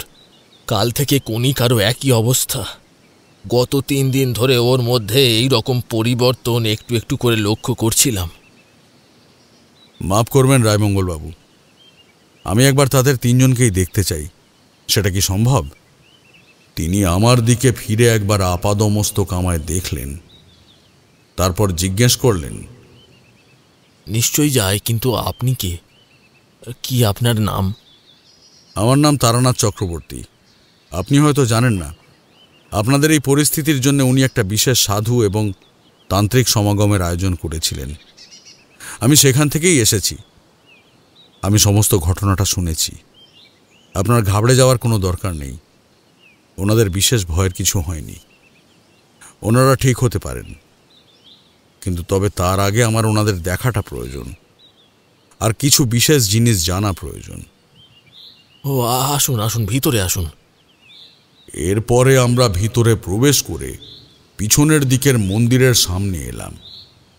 এটাই রাজবাড়ির মন্দির, সেটাও একদিক ক্ষয়ে গেছে। এদিকে আস্তে আস্তে আমার নাকে ওই পোড়া গন্ধটা আরও তীব্র হতে শুরু করলো। আমি তাদের বললাম, কাউকে ভিতরে প্রবেশ করতে হবে না, আমি একা গিয়ে দেখে আসছি। আমি ভিতরে ঢুকতেই গন্ধটা নিজের সর্বোচ্চ প্রাবল্যে ধাক্কা মারল নাকে। পুরো ঘরটা অন্ধকার হয়ে আছে। গত কয়েক সপ্তাহ ধরে বাতাস প্রবেশ করে না। একটা তীব্র ভ্যাপসা গন্ধ নাকে আসছে। সারা মেঝেতে চাল ছড়িয়ে আছে। চালের উপর পা দিয়ে ভিতরে ঢুকে দেখলাম ব্রহ্মানন্দ বাবুর কথা মতো মন্দিরের দেওয়ালে তেল আর সিঁদুর দিয়ে কালী যন্ত্র অঙ্কন করা হয়েছে। এরপর আমার নজর গেল সামনের ভগ্নপ্রায় বেদির উপর বসে থাকা 3 মূর্তির উপর। দুপাশে 2 মেয়ে সৌমান্থ এবং কৃপানক তাদের সামনে নিজেরই রক্ত দিয়ে অঙ্কন করা আলপনাকে জিভ দিয়ে লেহন করার চেষ্টা করছে। আর মাঝে বসে আছেন কণিকা দেবী, পরনে শ্বেত ছিন্ন ভিন্ন শাড়ি, গলায় হাড়ের মালা, চুল উড়ো ঝুড়ো হয়ে পিঠের দিকে ফেলে রাখা, সামনে ছড়িয়ে রাখা কতগুলো কাকের মৃতদেহ। সেগুলোকে দাঁত দিয়ে ছিঁড়ছেন আর বিড়বিড় করে খোনা কণ্ঠে বলছেন, আজ আমি, কাল তুই, ক্ষুধা ছায়া ছিরি মাংস, দেহহীন তবু খাই, ধূম্র রক্তে কালি জাগে, মরলে তবে আমি পাই, 3 মেয়ে অপেক্ষায় মুক্তির আহ্বানে। কাকের দেহের সামনে বেশ কিছু ছাই আর পাটকাঠি জড়ো করে আগুন জ্বালানো হয়েছে।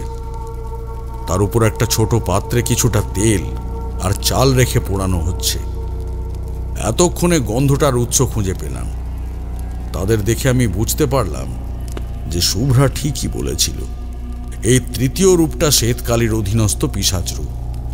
বাকি 2 মেয়ের মুখ থেকে সুখানুভূতির এক গুঙানি সর্বক্ষণ ভেসেই আসছে। আমি বুঝতে পারলাম এখানে কিছু আর জানা যাবে না। 3 জন মিলে সম্পূর্ণ ভিন্ন এক পরিবেশ তৈরি করে ফেলেছেন মন্দিরের ভিতরে। বাইরে বেরিয়ে আসতে যাব, এমন সময় চোখ পড়ল বেদির পিছনের দিকের দেওয়ালের একদিকের কোণে। কণিকা দেবীর সামনে ধিকি ধিকি আগুনে ধোঁয়া কুণ্ডলি পাকিয়ে পাকিয়ে সেই দিকেই উঠছে। খুব সন্দেহ হলো ওই দিকে কিছু একটা আছে বলে, কারণ কণিকা দেবী বারবার নিজের হাত দিয়ে ধোঁয়াকে সেই দিকে যেতে বলছেন। হঠাৎ আমার মন বলছে ওই দেওয়ালের পিছনেই সব রহস্যের উৎস রয়েছে। এরপর আমি বাইরে বেরিয়ে এলাম। রায়মঙ্গল বাবু আশাহীন দৃষ্টিতে আমার দিকে ফিরে একটা তাচ্ছিল্যের হাসি হেসে জিজ্ঞেস করলেন, কিছুই বুঝতে পারলেন না তো? একটু ভিতরে গিয়ে বসা যাবে? অনেক কথা আছে। আমরা সকলে ওনার ঘরে গিয়ে বসলাম। ঘরের অবস্থা বড়ই শোচনীয়। চারিদিকে জামা কাপড় ছড়িয়ে ছিটিয়ে রয়েছে। জিনিসপত্র অগোছালো হয়ে পড়ে আছে দেখে বুঝলাম ভদ্রলোক বেশ খারাপ অবস্থাতেই আছেন। প্রথম প্রশ্ন আমিই করলাম, আপনার স্ত্রী আর 2 কন্যার উপর দেবী কালীর 3 রূপের অধীনস্থ 3 পিশাচ ভর করেছে। ওনারা সুস্থ হবেন আমি কথা দিতে পারি, কিন্তু তার আগে আমার জানা প্রয়োজন যে আপনি আপনাদের রাজবাড়ির কোনো গোপন ইতিহাস জানেন কিনা। গোপন ইতিহাস বলতে ধরুন কোনো গুপ্ত ঘটনা বা কোনো বিশেষ হোমাগ্নি বা যজ্ঞ বা পুজো কোনো কালে করা হয়েছিল কিনা, এই বিষয়ে আপনি কিছু জানেন?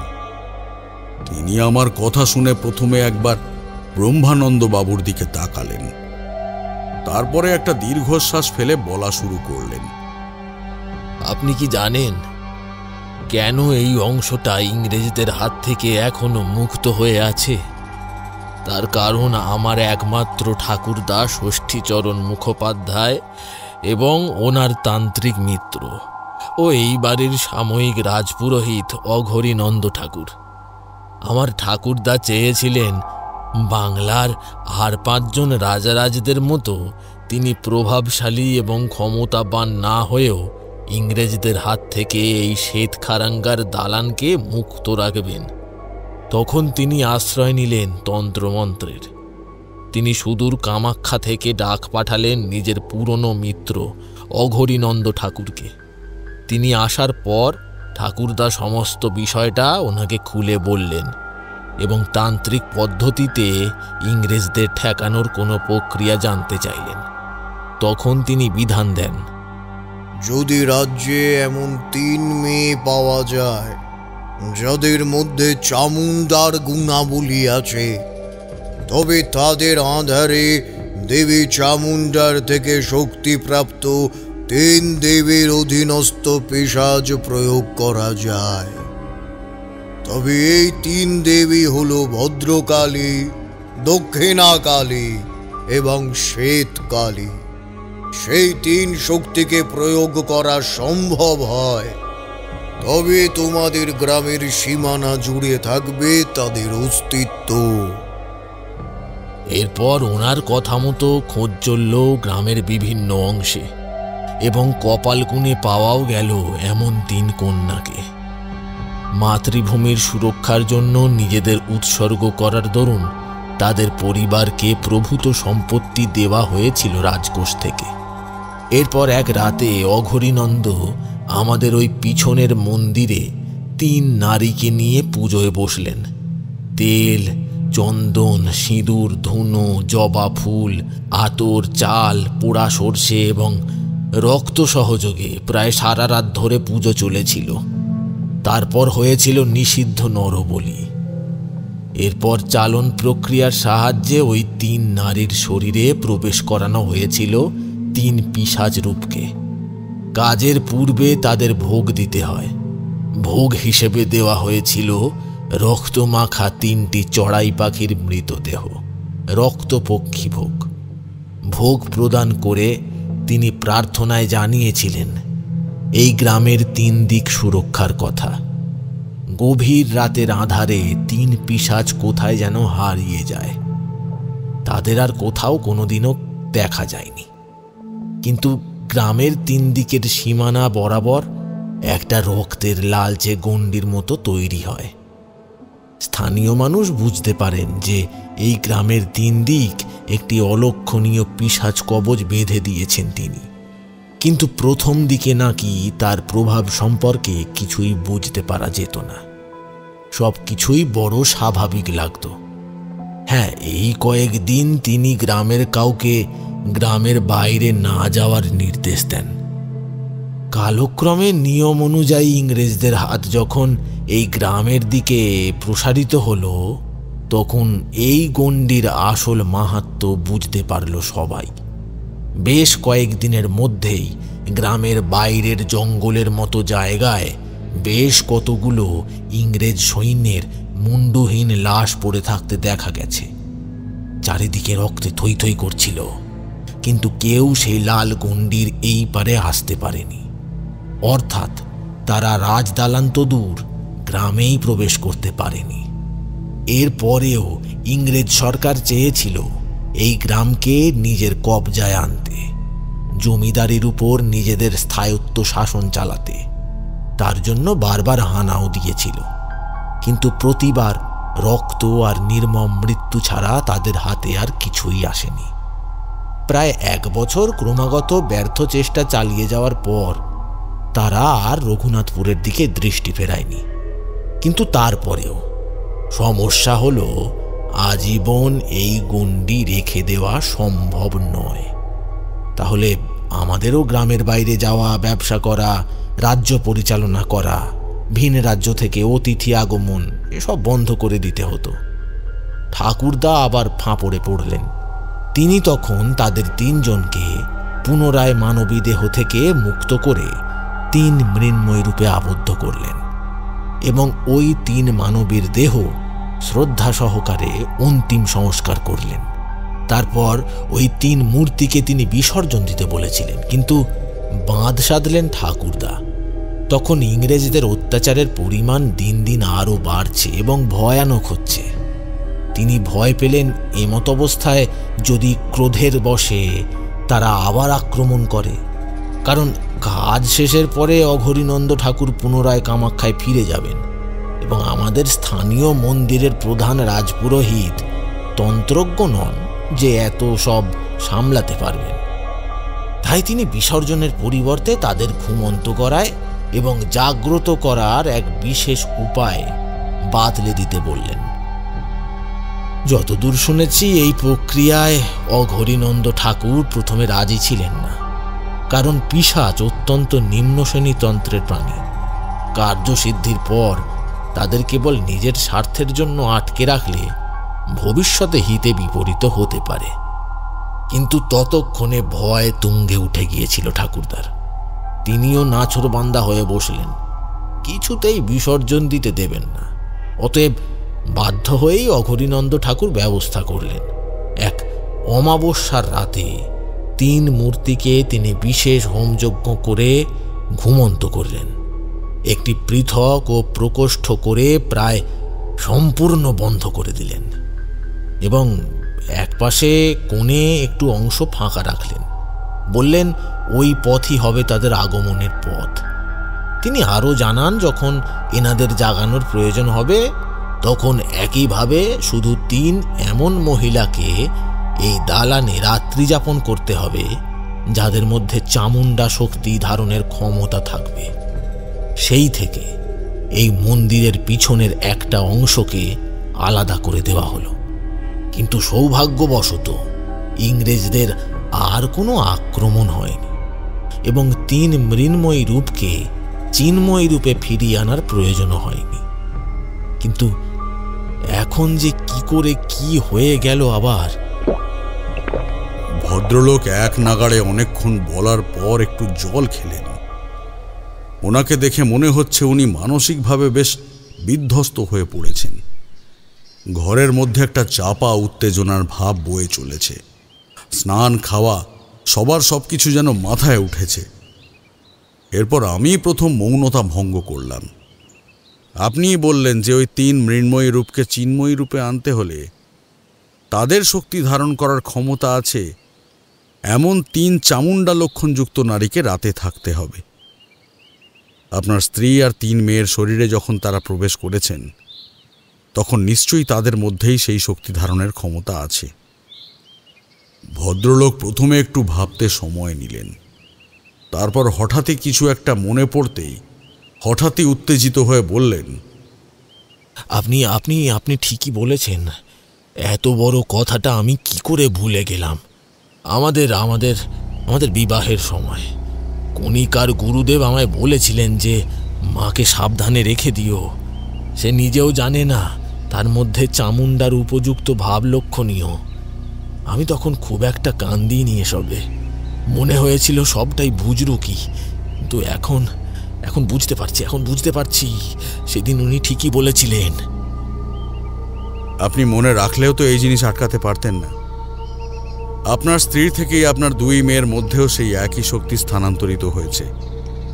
তাই নিয়ম অনুসারে 3 শক্তিধারক দেহ রাজদালানে রাত্রি যাপন করলেই একটু একটু করে 3 মৃন্ময়ী তাদের চিন্ময়ী রূপে ফিরতে শুরু করে, নিজেদের আত্মপ্রকাশ করতে শুরু করে, একটু একটু করে ধারণ করে বসে তাদের শরীরকে। কিন্তু কিন্তু ওরা চায় কি? আর এখন জাগিয়ে কি বা লাভ হলো? ওরা সেটাই চায় যেটা অঘরীনন্দ ঠাকুর করতে বলেছিলেন আপনার পিতামহকে। আমি ওদের মুখে শুনেছি ওরা শুধু মুক্তি চায়। ওই বদ্ধ মৃন্ময়ী রূপের থেকে ওরা মুক্তি চায়। আর সেটা কি করে হবে? আমাদের আগে 3 মৃন্ময়ী রূপকে উদ্ধার করতে হবে। মন্দিরের গুপ্ত স্থানকে পুনরায় উন্মুক্ত করতে হবে। কিন্তু সামনে দিয়ে যাওয়া সম্ভব নয়। পিছনের দিক থেকে কোনো যাওয়ার পথ আছে কি? আছে, তবে আগাছা হয়ে গেছে, একটু অপরিচ্ছন্ন আছে। বেশ, তাহলে আমরা 3 জন প্রকোষ্ঠ উদ্ধারের কাজ করছি। আর দীনবন্ধু, তুমি কয়েকটা জিনিস চট করে বাজার থেকে নিয়ে এসো। নিশ্চয়ই, বলুন কি আনতে হবে। আমি দীনবন্ধুকে বুঝিয়ে দিলাম কি কি আনতে হবে। সে বেরিয়ে গেলে ব্রহ্মানন্দ ঠাকুর এবং রায়মঙ্গল বাবু 2 বড় বড় শাবল নিয়ে মন্দিরের পিছনের দিকে যেতে থাকলেন। আমার নাকে আবার সেই পোড়া চাল আর তেলের উগ্র গন্ধটা এলো। আমরা আগাছা আর জমে থাকা শ্যাওলা মাটি এসব সরিয়ে আবিষ্কার করলাম মন্দিরের পিছনের দেওয়ালে একটা বড় পাথর দিয়ে বন্ধ করে দেওয়া আছে। 3 জনে নিজেদের শরীরের সমস্ত শক্তি প্রয়োগ করে পাথর সরাতেই এক রাশ অন্ধকার, আর উপর থেকে ঝুলন্ত গাছের শিকড় আমাদের সাদর অভ্যর্থনা জানালো। ধুলো আর মাটি সরিয়ে জঙ্গল পরিষ্কার করে আমরা ভিতরে আবিষ্কার করলাম অন্ধকারের মধ্যে 3টে মূর্তি স্থানুর মতো দাঁড়িয়ে আছে। একটা মূর্তি নীল, আরেকটা মূর্তি কালো, আর মাঝের মূর্তিটা সাদা। তাদের বর্ণে মূর্ছে ধরে গেছে, সম্পূর্ণ শরীরের উপর ধুলো ঝুল পড়ে রয়েছে। নিজের মনে মনেই বলে উঠলাম যে এইভাবে রাখলে মানুষ থাকতে পারে না, ওরা তো আবার শক্তির অধীনস্থ পিশাচ। কতদিনই বা এইভাবে নিজেদের বন্দী অবস্থায় রাখবে। পরপর 3টে মূর্তির মুখের আদল হুবহু একই, সম্পূর্ণ মুখটা গোলাকার, তার মাঝে একটা মাত্র বড় গোলাকার চোখ, যেখানে কোনো মণি নেই, শুধুই সাদাটে অংশ রয়েছে। লালচে লম্বা জিভ বাইরে বেরিয়ে প্রায় বুক অবধি এসেছে। ওনারা নগ্না, সমগ্র শরীরে বুভুক্ষুর মতো দানাদার ঘায়ের মতো রয়েছে, আর 4টে করে হাত, তবে কোনো হাতে কিছুই ধরে রাখা নেই। প্রত্যেকের কানে, কণ্ঠে, হাতের কবজিতে, কোমরে এবং পায়ের গোড়ালির কাছে অস্থির মালা পরানো। আমি এগিয়ে গিয়ে ভালো করে 3টে মূর্তিকে দেখলাম। তবে শুরুতে তাদের প্রত্যেকের হাত দেখলে মনে হয় যেন তাতে কিছুই নেই, কিন্তু কাছে গিয়ে ভালো করে দেখলাম সেখানে নিচের বাম হাতে রয়েছে ছাই মেশানো শুকনো রক্ত, আঁশটে গন্ধ আসছে সেখান থেকে। রায়মঙ্গলবাবু অবাক নয়নে মূর্তিগুলো দেখছিলেন। ব্রহ্মানন্দ ঠাকুর বললেন, কি বুঝছেন ঠাকুরমশাই? মূর্তি কি বাইরে বের করে নিয়ে যাবেন নাকি এই স্থানেই পুজো করবেন? বাইরে নিয়ে যাবার মতো পরিস্থিতি নেই। মূর্তিগুলো মাটির সাথে একেবারে লেগে গেছে, যা করণীয় এখানেই করতে হবে। এরপর আমরা দুজন হাতে হাত লাগিয়ে জায়গাটা পরিষ্কার করার কাজ শুরু করলাম। রায়মঙ্গলবাবু এখনো এক দৃষ্টিতে তাকিয়ে আছেন মূর্তি 3টের দিকে। ওনাকে দেখে মনে হলো উনি যেন মোহগ্রস্ত হয়ে পড়েছেন। ওনার চোখের কোণে জল টলমল করছে। আমি উঠে গিয়ে ওনার কাঁধে হাত রেখে আশ্বস্ত করে বললাম, এই 3 জনেই হলেন সৌম্যান্থ, কৃপানক এবং কান্তিধূম। ওই পাশের কালচে যিনি, উনি হলেন কৃপানক, আপনার বড় মেয়ে মাধবীর রূপক। এই পাশের নীলচে মূর্তিটা হলো সৌম্যান্থ, আপনার ছোট মেয়ে সহস্রার রূপক। আর এই মাঝের শ্বেত মূর্তিটা, ইনি হলেন কান্তিধূম, ইনি আপনার স্ত্রী কণিকা দেবীর রূপক। এরাই এরাই এরাই এরাই এরাই এরাই এরাই সেই 3 পিশাচ। এদের জন্য আজ আমার মেয়ে। হ্যাঁ, এরাই সেই। মুক্তি না পেলে এরাই বা কি করবেন বলুন? কাজ শেষের পরেও এত বছর এই বদ্ধ মন্দিরে 3 মূর্তির মধ্যে নিজেদের বন্দী অবস্থায় রেখেছিল। দোস্ত আপনার ঠাকুরদাই করেছিলেন। যদি অঘরীনন্দের কথাটা শুনতেন তাহলে আজকের দিনটা দেখতে হতো না। দীর্ঘদিন বন্দিনী থাকার দরুন এরা আর নিজে থেকে মুক্তি পেতে পারে না, সেই শক্তি তারা হারিয়েছেন। তাই আমাদেরই যা করার করতে হবে। তাদের যেখান থেকে মূল উৎস হিসেবে আনা হয়েছে তাকে সন্তুষ্ট করেই তার থেকে ওনাদের মুক্তির পথ বের করতে হবে। যাক, এবারে আসুন জায়গাটা পরিষ্কার করতে হাত লাগাই। ওদিকে দীনবন্ধুও চলে আসবে। তিনি নিজের চোখ মুছে আমাদের কাজে হাত বাড়ালেন। ওই অংশের অবস্থা এতটাই খারাপ ছিল যে আমাদের সেটাকে পরিষ্কার করে পুজোর উপযোগী করে তুলতে তুলতে প্রায় দুপুর গড়িয়ে বিকেল হয়ে গেছিল। ইতিমধ্যে দীনবন্ধু সবকিছু নিয়ে বাজার থেকে চলে এসেছিল।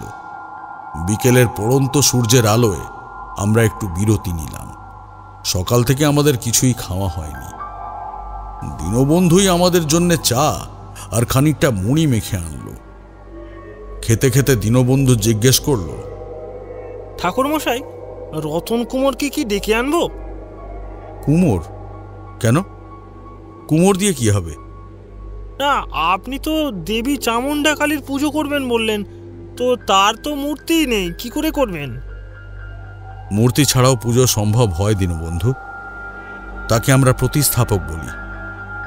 প্রতিস্থাপকের কাজই হল কোনো দেবদেবীর শক্তির আধারকে কেন্দ্রীভূত করে তাদেরই একটা রূপ হিসেবে আমাদের সামনে আসা। আমরা তাকে যেভাবে যা যা অর্পণ করব সেটাই মূল দেবদেবীর কাছে সমমূল্য বলে গৃহীত হবে। আচ্ছা, তাহলে তো অসুবিধা নেই। তাহলে আমরা কখন পুজোয় বসবো? আজ ঠিক মধ্যরাতের পর। কথা বলতে বলতে ক্রমে রাত বাড়তে শুরু করল। যত সময় যাচ্ছিল ততই যেন রায়মঙ্গল বাবুর মধ্যে উৎকণ্ঠা বৃদ্ধি পাচ্ছিল। সর্বক্ষণ ওনার মধ্যে একটা উসখুস ভাব লক্ষ্য করছিলাম। অবশ্য সেটা হওয়াই স্বাভাবিক। স্ত্রী আর মেয়ের জন্য উৎকণ্ঠা হবে, এটাই তো বাস্তব। রাতের অন্ধকার আরো গাঢ় হয়ে এলে আমরা চারজন উপস্থিত হলাম মন্দিরের পিছনের প্রকোষ্ঠে। কাজের সুবিধার জন্য ব্রহ্মানন্দ ঠাকুর একটা মশালের মতো জ্বালিয়ে দিলেন। তারপর দীনবন্ধু তার থলে থেকে এক এক করে সব জিনিস বের করতে শুরু করল। রক্ত জবা ফুল, ডাব, মাছ, তেল, চন্দন, সিঁদুর, আতপ চাল, ধুনো, কালো জিরে, আটা, অনেকগুলো পাটকাঠি আর হলুদ। হাত মুখ ভালো করে জলে ধুয়ে আমি পুজোয় বসলাম। তখন সেই তিন মূর্তি তীক্ষ্ণ জীবন্ত দৃষ্টি নিক্ষেপ করছে সোজাসুজি আমার বুকের ওপর। তাদের উদ্দেশ্যে আমি প্রণাম জানিয়ে আমার কাজ শুরু করলাম। প্রথমে আমি আমার থলে থেকে বের করে আনলাম একটা ছোট্ট ত্রিভুজাকার পাথর আর আমার কালী যন্ত্র। সেটা দেখা মাত্রই দীনবন্ধু বলে উঠল, এই এই জিনিসটাই তো ওই মন্দিরের দেওয়ালে ওরা আঁকতো। এটাই তো হ্যাঁ, ওই হ্যাঁ দীনবন্ধু, এই সেই কালী যন্ত্র। আর এই দেখো, এই পাথরটাই হলো শক্তির প্রধান উৎস। এর আকৃতি দেখো, উৎসের সাথে হুবহু মিল। এই যোনির চিহ্নই আদি মাতৃশক্তির চিহ্ন। দীনবন্ধু পাথরের উপর শিরার মতো যোনির চিহ্নের দিকে অদ্ভুত দৃষ্টিতে তাকিয়ে রইল। আমি এরপর কালী যন্ত্রের উপর অল্প সিঁদুর আর চন্দন লেপে ঠিক মাঝখানে বসালাম। তারপর তেল, কালো জিরে, ধুনো আর হলুদ মিশিয়ে ভালো মতো একটা মিশ্রণ করতে থাকলাম। বেশ কিছুক্ষণ পর একটা হলুদাভ মিশ্রণ তৈরি হলে সেটা দিয়ে আমি কালী যন্ত্র মাঝখানে রেখে তার চারপাশ দিয়ে একটা যোনির 3 রেখার চিত্র অঙ্কন করলাম। পিঙ্গলা, ইরাবতী এবং সুষুম্না। তারপর কালী যন্ত্রের উপর বসালাম ছোট্ট শক্তির মূলাধারকে। হঠাৎই মনে হলো ধক করে কালী যন্ত্রটা যেন গরম হয়ে উঠল। এরপর আমি ডাবের মধ্যে সিঁদুর দিয়ে কালী যন্ত্রের চিহ্ন অঙ্কন করলাম। তারপর মাছের তেল থেকে তেল ছাড়িয়ে সেটাকে ডাবের ভিতর রাখলাম। তারপর তার মধ্যে আতপ চাল আর ধুনো দিয়ে ভালো করে ডাবের মুখটা আঠা দিয়ে বন্ধ করে দিলাম। তারপর পাটকাঠি দিয়ে সামনের কালী যন্ত্রের সামনে অগ্নি সংযোগ করলাম আর তার উপর ডাবটা বসিয়ে দিলাম। ডাবের সবুজ অংশটা আগুনে পুড়তে পুড়তে কালচে হতে শুরু করলো। আমি এরপর কালো জিরে আর ধুনো দিয়ে একটা মিশ্রণ তৈরি করলাম। তারপর চোখ বন্ধ করে শুরু করলাম চামুন্ডা মন্ত্র উচ্চারণ। ওং আইং হ্রিং ক্রিং চামুন্ডায় কালিকায় পিশাচ বিনাশিন্যై ভূতগ্রহ দুঃস্বপ্নচ্ছেদিনী ক্রূর বিনাশকারিণ্যై অতি ভয়ঙ্কর রূপায় যমদূত পরাজিত্বৈ প্রেতলোক প্রবর্তিনী দক্ষকালিন্য নমস্তুতে নমস্তুতে নমস্তুতে। মন্ত্র আওড়াতে আওড়াতে আমি ওই মিশ্রণ একটু একটু করে ডাবের উপর ছুঁড়ে দিচ্ছিলাম। প্রত্যেকবার তার সাথে সাথে আগুনটা দাউ দাউ করে ক্ষুধার্ত প্রাণীর মতো জ্বলে উঠছিল। ঠিক তখনই আমি আবার সেই আগের মতো চাল আর তেল পোড়ার উগ্র গন্ধ পেলাম। তার সাথে সাথে একটা চাপা গোঁ গোঁ শব্দের গোঙানি। তখনই খেয়াল করলাম মূর্তি 3টের পিছনের দেওয়াল থেকে একটা খসখস আওয়াজ আসছে। অনেকটা মাটির শক্ত দেওয়ালের উপর নখের আঁচড় বসালে যেমন একটা গা গোলানো শব্দ হয়, ঠিক সেই রকম শব্দ হলো। হঠাৎ লক্ষ্য করলাম মূর্তির পিছনের দেওয়ালটা একটু একটু করে ভাঙছে। চিড় ধরলে যেমন হয় ঠিক তেমন ভাবে ফাটল ধরছে। একদিকের কোণের ভাঙা অংশটা থেকে একটা হাতের পাতা বেরিয়ে আসতে দেখলাম। তারপর একেবারে দেওয়ালটা হুড়মুড়িয়ে ভেঙে পড়ল। একটা ছোটখাটো ধুলোর দমকা হাওয়া আমাদের চোখ প্রথমটায় ধাঁধিয়ে দিল। তারপর দেখলাম দেওয়ালের পিছন থেকে চার পেয়ে প্রাণীর মতো বেরিয়ে আসছেন ওনারা তিনজন। তিনজনের শরীরের মধ্যে দেখলাম ফুটে উঠেছে মূর্তির মতো দানাদার ঘায়ের মতো জিনিস। তারা অদ্ভুতভাবে তিনজনের প্রতিস্থাপক মূর্তিকে জীব দিয়ে লেহন করতে থাকল। আমি আমার মন্ত্র উচ্চারণ চালিয়ে যেতে থাকলাম। ক্রমেই তিনটে মূর্তি থেকে একটা উষ্ণ গরম ভাব নির্গত হতে শুরু করল।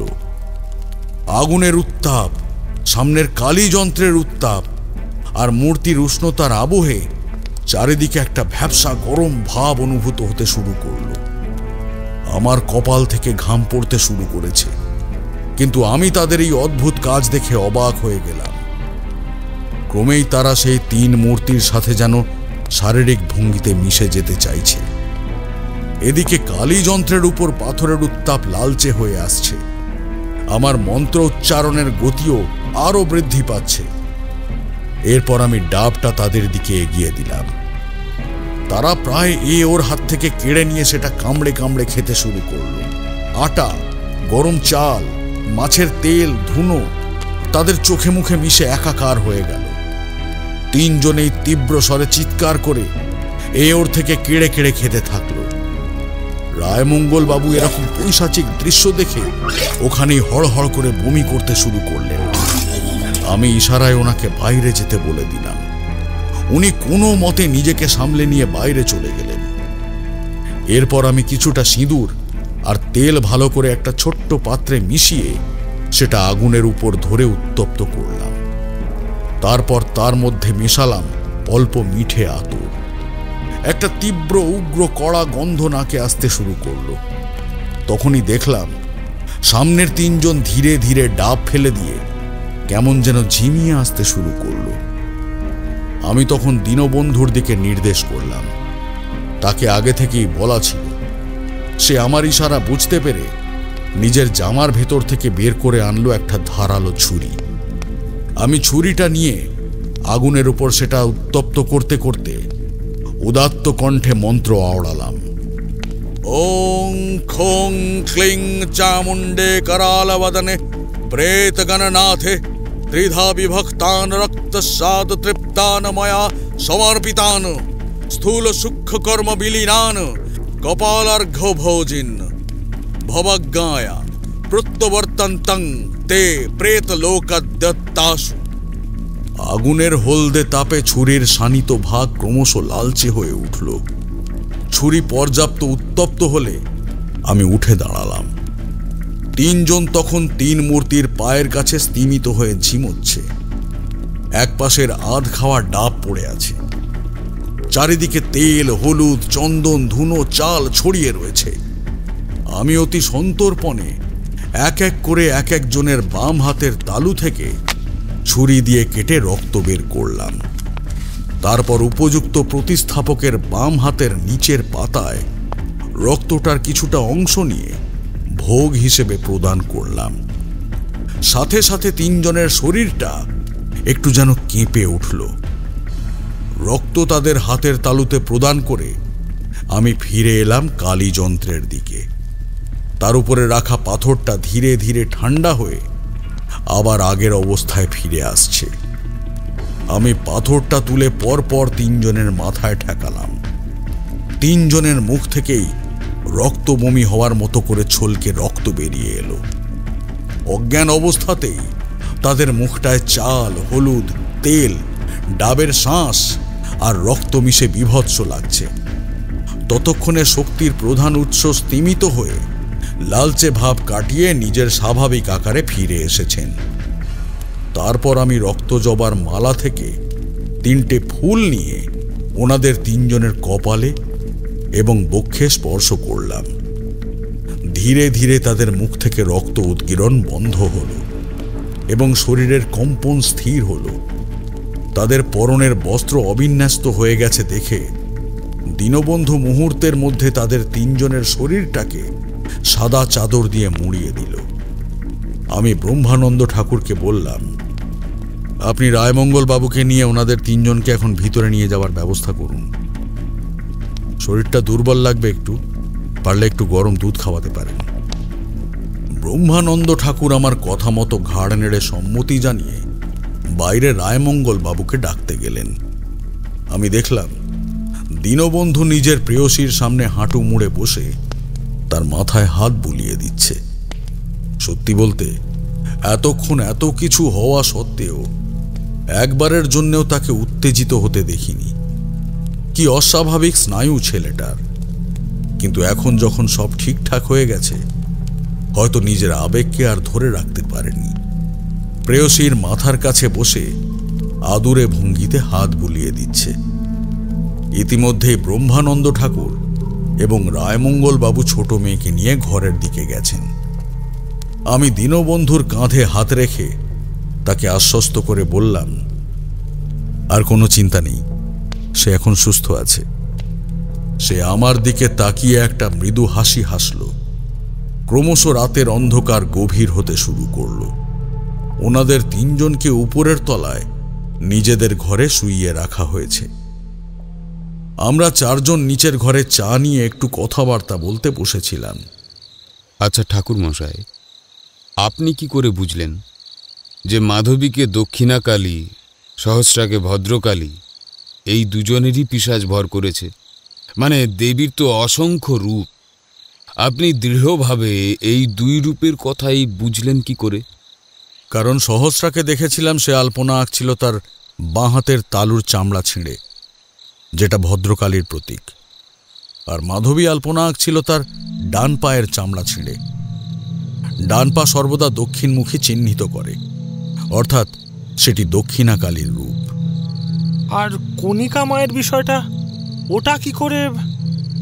হ্যাঁ, ওটা বুঝতে সত্যি একটু বেগ পেতে হয়েছিল। তবে যখন সাদা শাড়ি পরেছিলেন তখনই বুঝেছি দেবী কালীর কোনো কৃষ্ণকায় রূপ কিন্তু শ্বেত শাড়ি পরিধেয় করে না। এই শ্বেত শাড়ি তখন আমার মাথায় ঘূর্ণির মতো ঘুরপাক খাচ্ছিল। তখনই শ্বেতকালী রূপের কথা মনে পড়ল। আচ্ছা ঠাকুর মশাই, আপনি ত্রিপুরা বালার কথা বলবেন বলছিলেন, সেটা ঠিক কি বলুন তো? ত্রিপুরা বালা মেয়েদের 18 বছর হলে তাদের মধ্যে শারীরিক এবং মানসিক সকল চেতনার বিকাশ পূর্ণরূপে হয়। এমতো অবস্থায় কারোর মধ্যে বিশেষ কোনো তান্ত্রিক শক্তির চেতনা ঘটলে 18 বছরের পূর্ণ হওয়ার পর প্রথম মাসিক ঋতুচক্রকে বলা হয় ত্রিপুরা বালা। এই ঋতুর রক্ত তাদের চেতনাকে আরো অন্য মাত্রায় নিয়ে যায়। এই জন্যে দিদি 18 বছরের 1 মাস পূর্ণ হওয়ার পরেই আমাদের নাট মন্দির ছেড়ে চলে গিয়েছিল। আমি সেদিন ভোরের প্রথম আলো হতেই বেরিয়ে গেছিলাম। জানোই তো, কাজ শেষ হওয়ার পর আমি বেশি দিন থাকি না। যদিও রায়মঙ্গল বাবু, দীনবন্ধু আর ব্রহ্মানন্দ ঠাকুর আমায় সেদিনটা থেকে যেতে বলেছিলেন, কিন্তু আমি রাজি হইনি। হাজার হোক, তারা একটা বিপদ থেকে উদ্ধার পেয়েছে। এই সময় আমি থেকে তাদের উৎকণ্ঠা বাড়াতে চাইছিলাম না। তবে যাওয়ার আগে আমি তাদের বললাম, ওনাদের তিনজনের খেয়াল রাখবেন, আর আজ দুজন গিয়ে ওই 3 মূর্তিকে বিসর্জন দিয়ে আসার ব্যবস্থা করুন। রায়মঙ্গল বাবু, আপনি পারলে বাড়িতে একবার কালী পুজোর ব্যবস্থা করবেন। মায়ের আশীর্বাদ বাড়ির জন্য মঙ্গলদায়ক হবে। এরপর দীনবন্ধু এবং রায়মঙ্গল বাবু দুজনেই আমার পা স্পর্শ করে প্রণাম করল। পরে শুনেছিলাম দীনবন্ধুর সাথেই নাকি মাধবীর বিবাহ হয়েছিল। আমিও রওনা দিয়েছিলাম চণ্ডীতলা গ্রামের উদ্দেশ্যে। শুনেছিলাম ওখানের শ্মশানে শ্মশানকালীর পুজোর প্রস্তুতি নিচ্ছিল একজন অঘরী তান্ত্রিক। সেও এক বিস্তর ঘটনা, পরে না হয় একদিন বলবো। যাই হোক, এই হলো তোমাদের রাজবাড়ির ঘটনা। বেশ অন্যরকম ঘটনা। মৃত্যু না হলেও মুক্তি না পেলে যে মানুষ সমেত পিশাচ সকলেই বিপ্লব করে। আমি কিছু একটা বলতে যাচ্ছিলাম, এমন সময় ঠাকুরমশাই বলে উঠলেন, মৃত্যু তো অবশ্যম্ভাবী। যদি এত কিছুর পরেও বিসর্জন না দেওয়া হতো তাহলে 3 পিশাচ ধীরে ধীরে মন্দির প্রকোষ্ঠ থেকে শক্তি বাড়িয়ে বেরিয়ে আসত, আর তারপর একের পর এক করে নির্মমভাবে হত্যা করত রায়মঙ্গল বাবুকে, ব্রহ্মানন্দ ঠাকুরকে আর দীনবন্ধুকে। অতঃপর মুক্তি লাভের জন্য নিজেরা নিজেদের হত্যা করত। কথাটা শোনার পরে ঘরের মধ্যে একটা চাপা নীরবতা ছেয়ে গেল।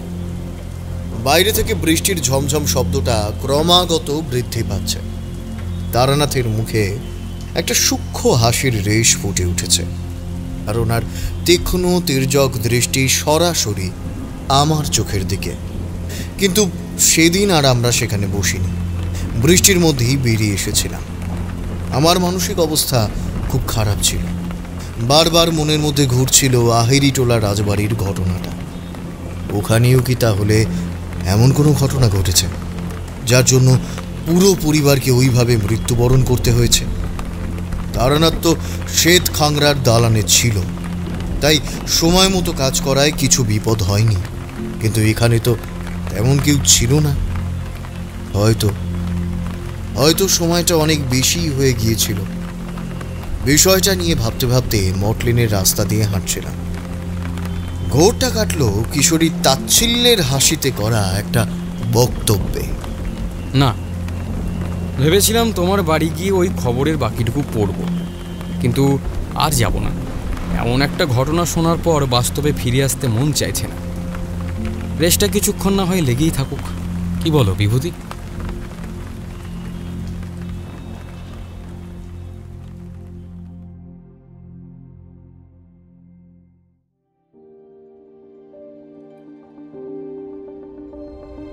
শুনছিলেন অর্ণব ঘোষের কলমে তারানাথ তান্ত্রিক ও শ্বেত খাংরার পিশাচ। বিভিন্ন চরিত্রে অমিত, সৌম্যজিৎ, সুজন, মঞ্জরি, জ্যোতির্ময়, সোমা, সুরজিতা, অয়ন্তিকা এবং ঋতম। সমগ্র গল্পের কণ্ঠাভিনয় নির্মাণ করেছে ঋতুরা স্টুডিও। সমগ্র গল্পটির কণ্ঠ সম্পাদনা, ধ্বনি সম্পাদনা এবং আবহ সম্পাদনা করেছে 62 APS স্টুডিও।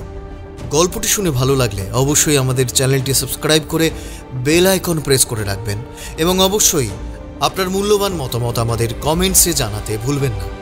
তাহলে আগামী সপ্তাহে আবারও তারানাথ তান্ত্রিকের একটি রোমাঞ্চকর গল্প নিয়ে হাজির হব আমরা। ততক্ষণ পর্যন্ত স্টে টিউনড।